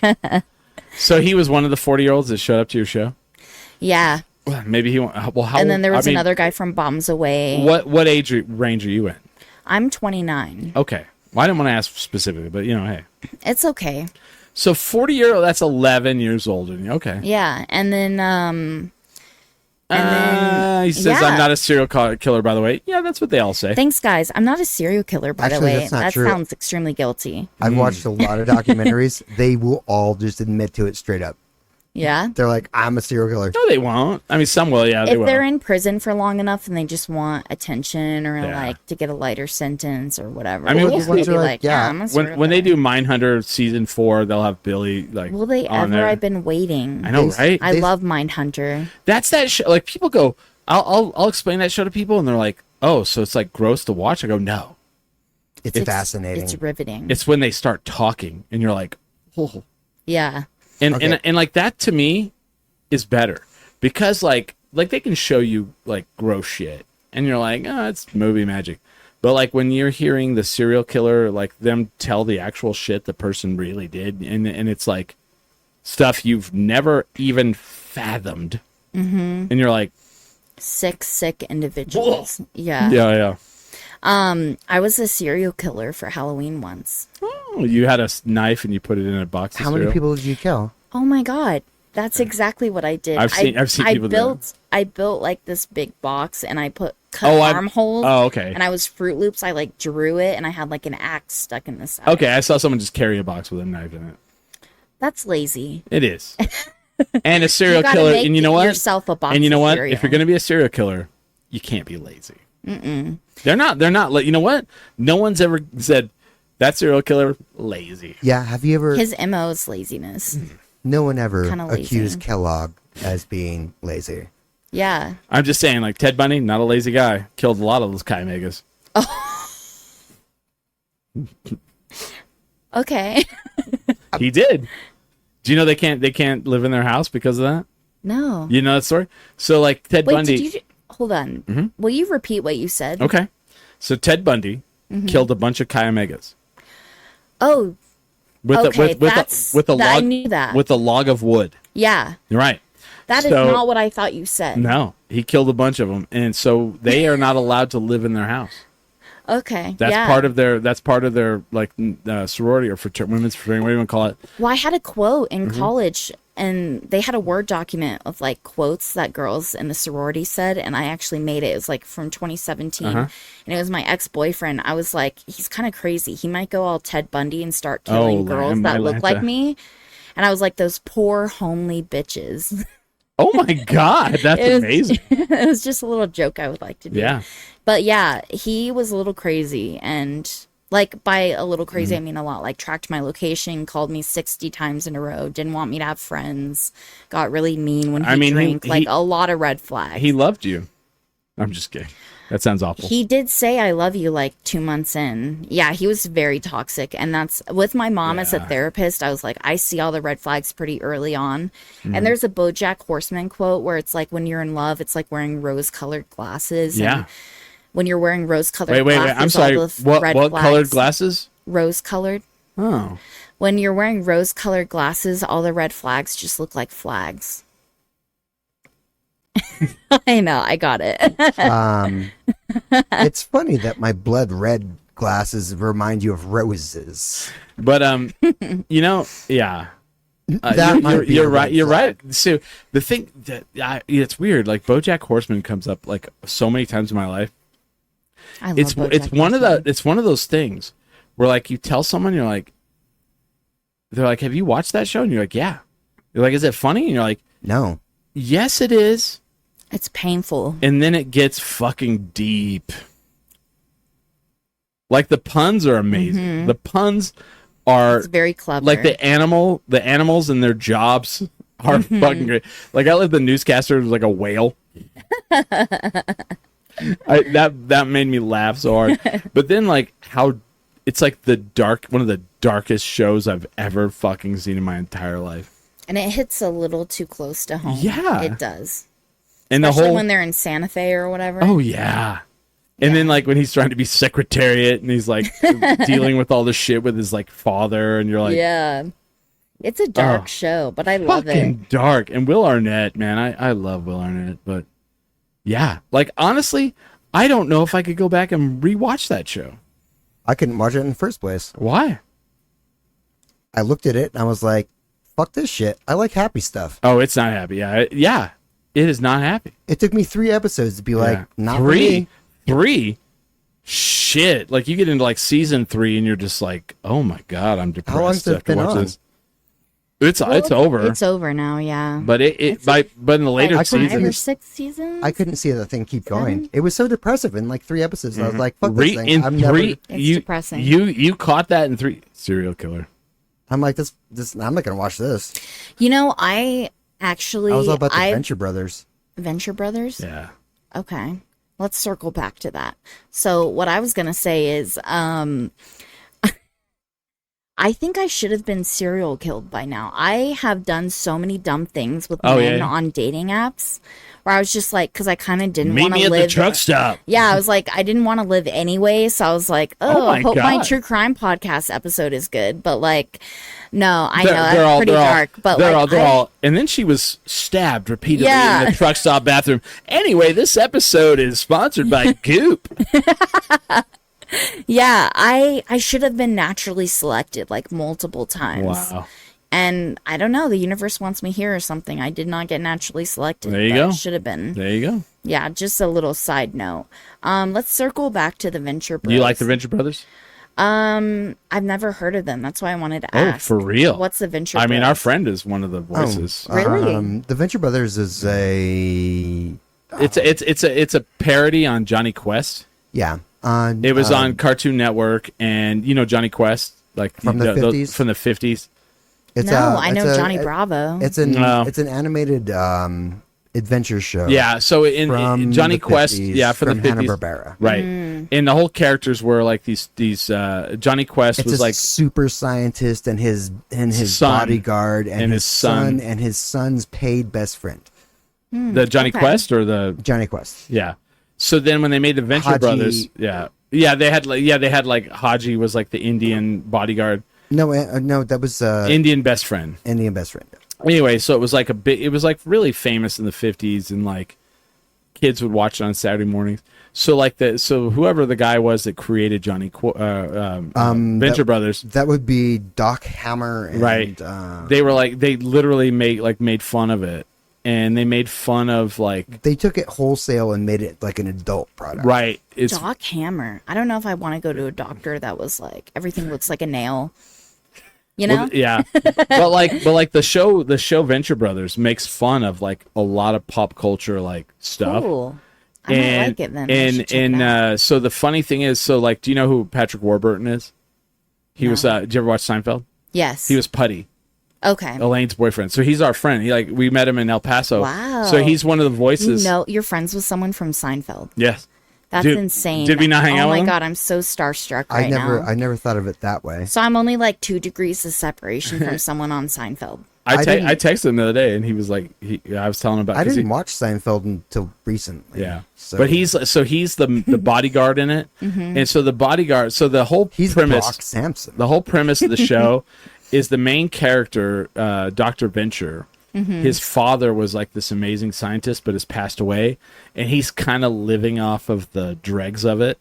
Yeah, But like he's still kind of smart, and then he has 2 sons, and they're the Venture Brothers. and they're the scampy little Yeah, Milking the and, cow and till all they're the and they're drops and are they're gone. like 19 Go Team Venture. and they're 1950s naive. Okay. And then they have the bodyguard who's Brock Sampson, and he's like has a license to kill. He's got a mullet, and he's massive, and he's like, "Get behind me, boys!" He's got that voice because it's Patrick Warburton. He's a Swedish murder machine. Yeah, and there's like a scene where like Swedish murder one of machine. the Brock, yeah, why are you naked? To play on their fear. to play on their fear, yeah, and like it's amazing. Like so, there's a whole scene where like one of the villains steals his car, and they're gonna run him down. And I love it because he just turns his back to the car, and he's all. He just swan dives into it. No, and then as soon as the car gets to him, he just lifts his legs and smashes through the windshield and crushes the guy, and he's driving. Oh, And wow. I was like, that was amazing. Yeah, and like, yeah, there's a whole Okay. It's been consistently written by the same 2 individuals. yeah, and they took them for- forever to finish it, but it's so funny. because they do this. They do their own writing and they do Yeah. their own animation. And so every they season make fun takes of 2 Doctor. to 3 years. to They come make out. fun of Doctor Strange, Oh. and he's their neighbor. And he has a teenage daughter, and he's always like, the metaphysical world is blah. And they're like, whatever. It's like if all these like crazy comic book characters lived in the real world. It's very funny, but yeah. Nerds. That's cool. Anyway, so yeah, Venture Brothers. Okay. I'll have to check it out. It's worth watching. It's Yeah. very, but you have to like. It is, and it's finished now. Yeah, it's so finished. You It's can done. actually like Yeah, I don't watch have to the end entire. on a cliffhanger or anything. No, Right. no, they made a movie to finish it off. Yeah, so- but there's like a villain. There's like a villain in it, and his name is Phantom Limb. Like his torso and his head and the upper parts of his legs are visible, but his lower legs and his lower arms are not. Mm-hmm. And you're like, but what benefit does that have of you? Yeah. I am Phantom Limb. But it's just silly. Like, but yeah, all the like a lot of the characters in there are just silly. Yeah. Ignore me. Is this normal? No, with the dog. no, Yeah. Oh no. absolutely not. Okay.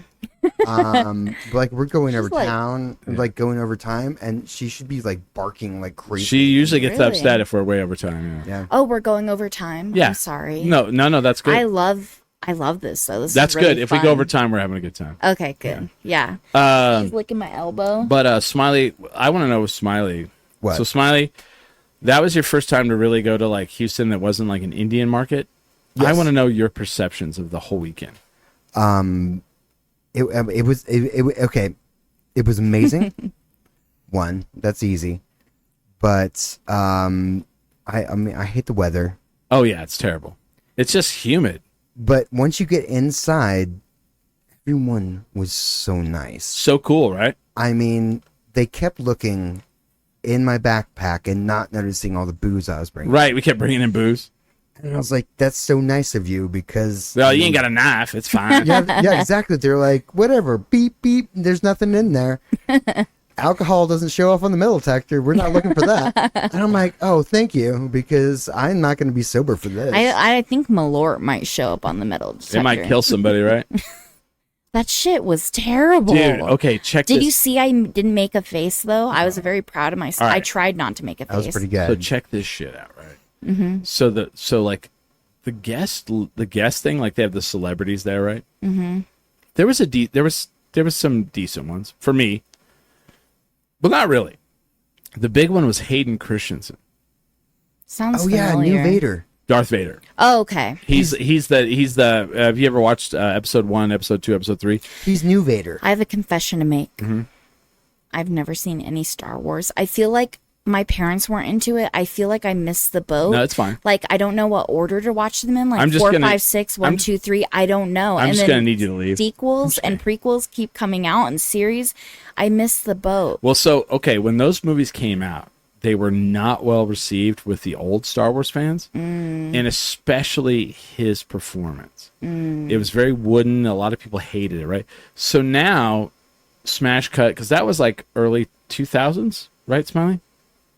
Episode. I don't remember. It was around there, right? So now those kids have all grown up. The kids who watched it in the theater, Yeah. right? So now he's been redeemed and he's like back, right? He's new Vader. So check That's this what they out. call him. So New let's Vader. talk about success. New father. So he probably did pretty well with those movies, and he did a movie called Jumper, and it did not do well either. But I loved that one. I did too. I actually like that movie. So like we go down there, and everybody's like, Hayden Christensen's the big main, right? They have his guest areas separated. So we found out through like sources that they paid him a couple $100,000, we think, to be there, right?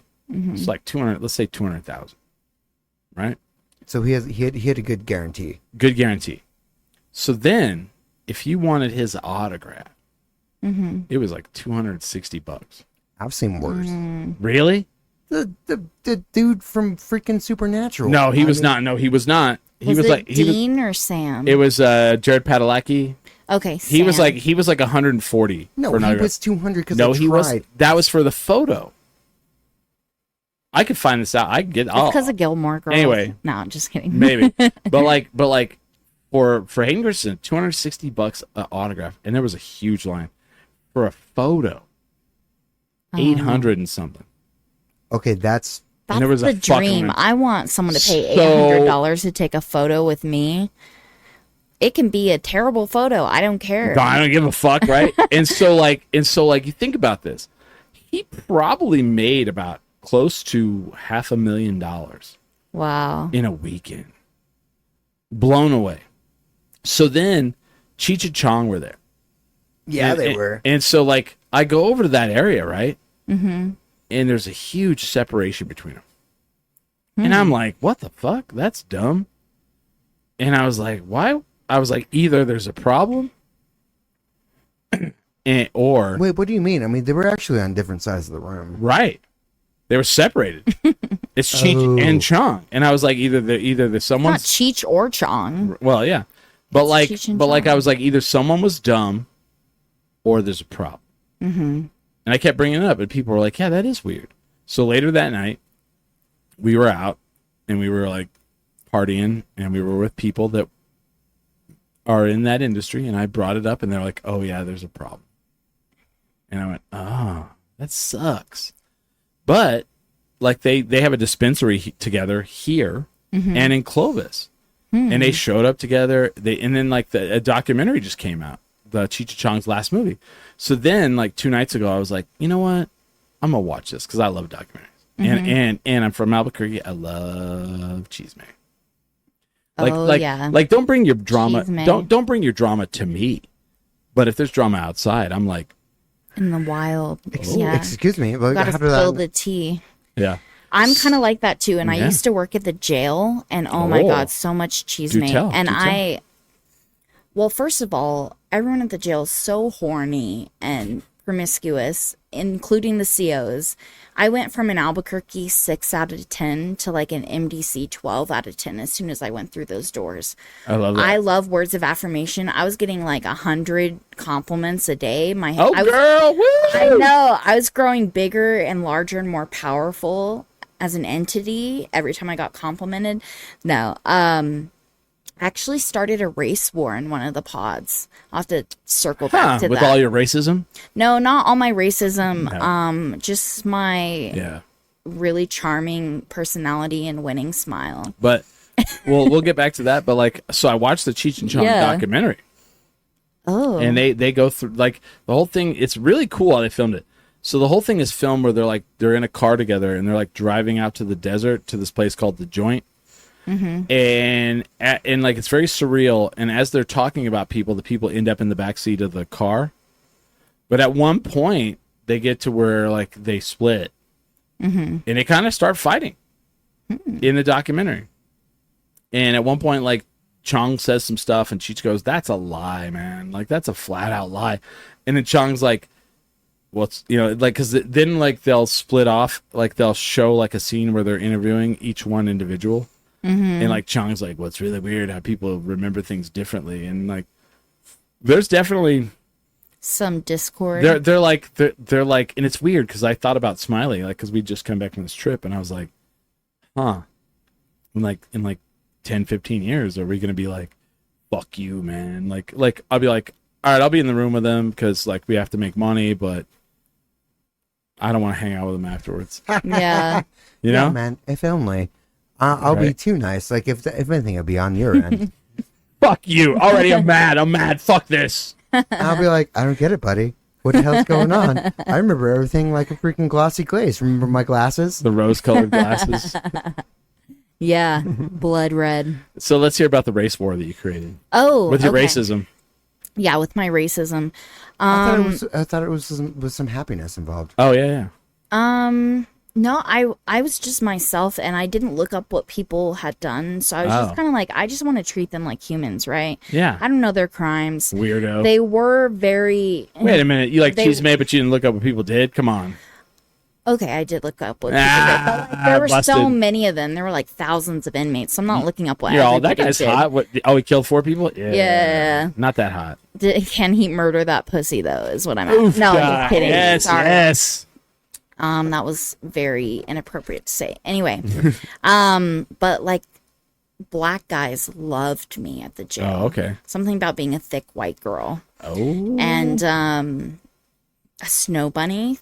I heard that term a couple times. Heard that. I thought that was like cocaine or something, but yeah. Anyway, I think it's just a white girl, but I went into one of the pods and this black guy, older, he passed me a note.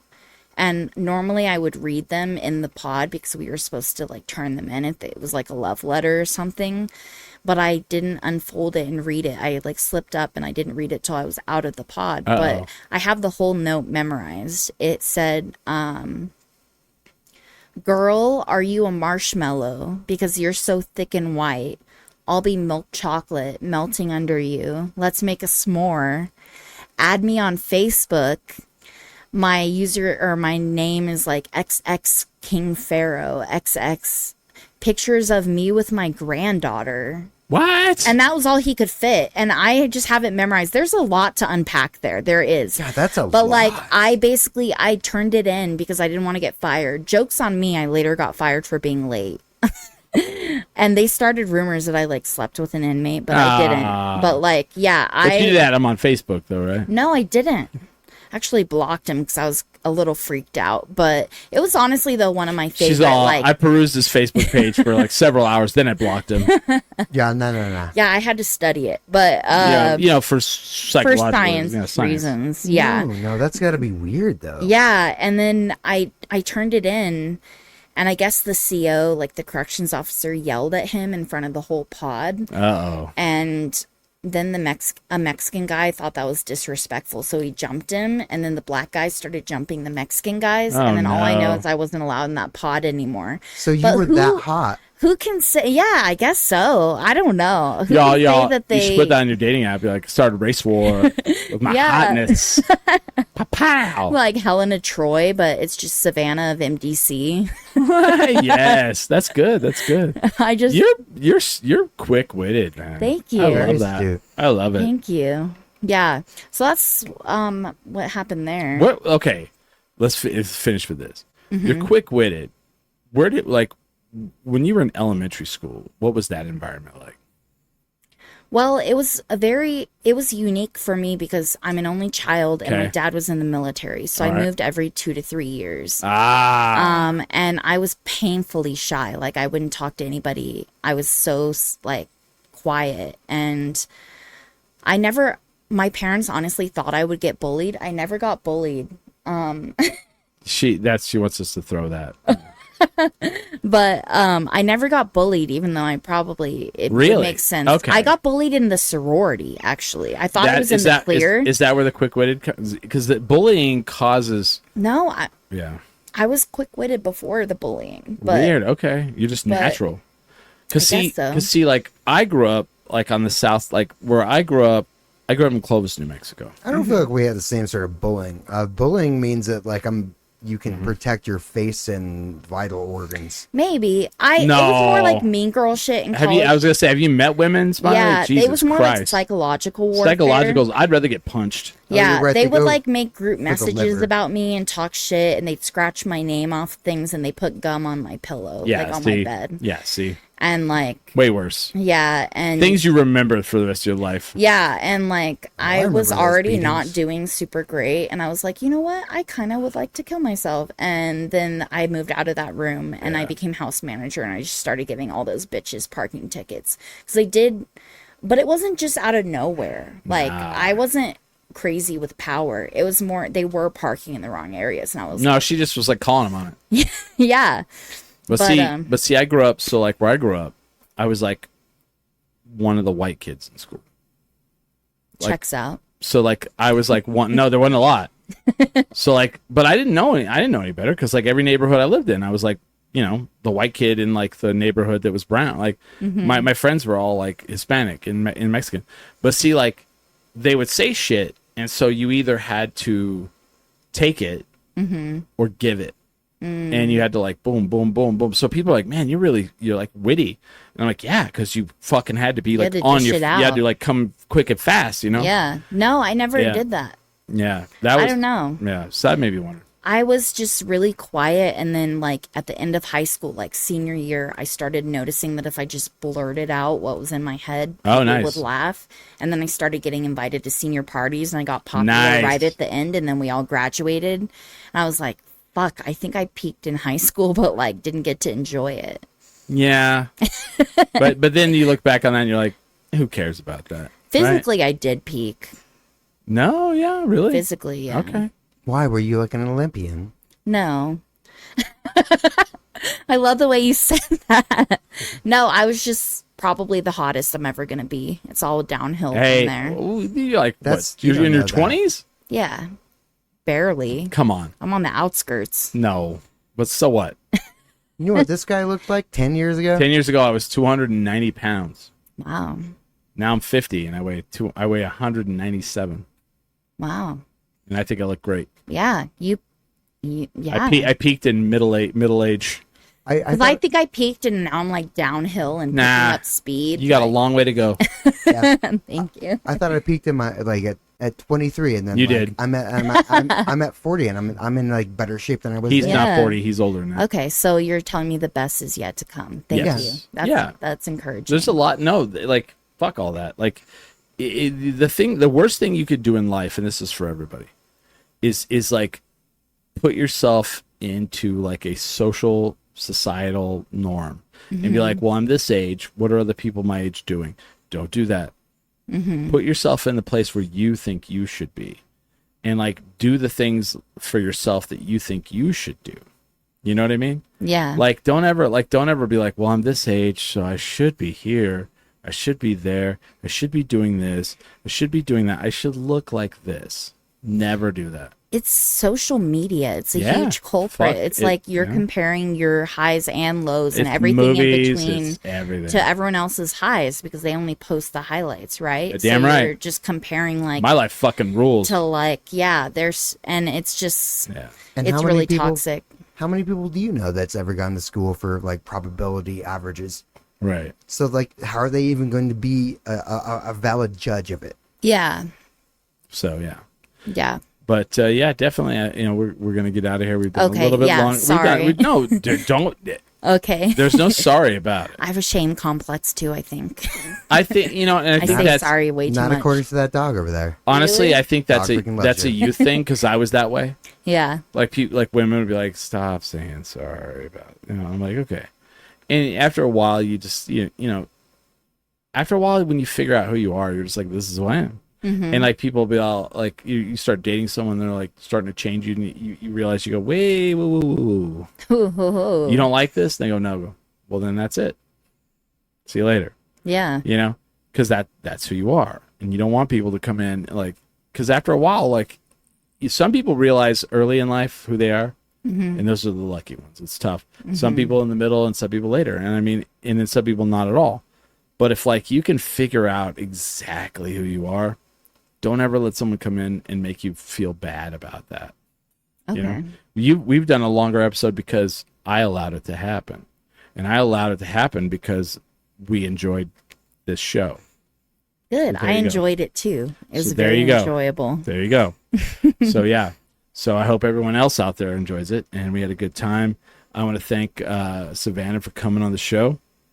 I want to thank for having me. Comicpalooza for giving, like, they gave me, like, I was supposed to host a panel, and like it got a big panel. and the dude walked in and he goes, "You're the moderator?" Yeah. He goes, "I don't need a moderator."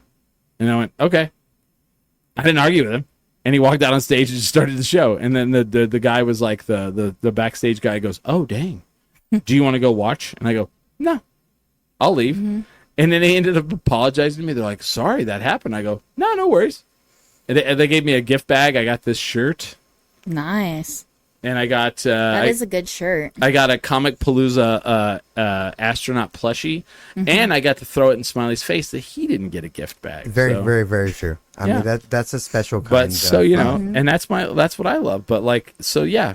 So thank you to Comicpalooza. I can't wait to go again next year. Also, he found the media room before me, which that's the only thing I'm salty about. Yeah. like everybody's like, well, how cool was the media room? And like, I don't care how shitty it was. It was amazing Yeah. because you don't get to go in. And it actually was amazing. Like they had like wasn't free, bad at all, man. they had free Oreos. I believe you free, that this is cool. They had It fresh sounds like fruit. some nerd shit, but I've been No. looking for fresh fruit like the entire but like weekend. I Fresh think I fruit. would enjoy it. They had free yeah. waters, free like juices, and like when you can go like, and as you do this longer, when you can get away from like the crowd and like go sit in a room and like kind of zone in a little bit before you go out in front of them, it's kind of nice, you know. It is. I believe it. Yeah. I'm so like still in my infancy. I'm a green room I'm aficionado. excited. I love Really? it. Yeah, I love it. I love green rooms too, Yeah. from my experience. The dry heat yeah. one, the original dry heat one was badass, huh? Yeah. That one that was over there on 7th Street, like, Yeah. oh, I love that one, man. Sarah and Kelly, man, they knew what was up. They All right. they do know what's We're up. going to get out of here. I want to thank you guys for watching. With that, we are 10 drink minimum.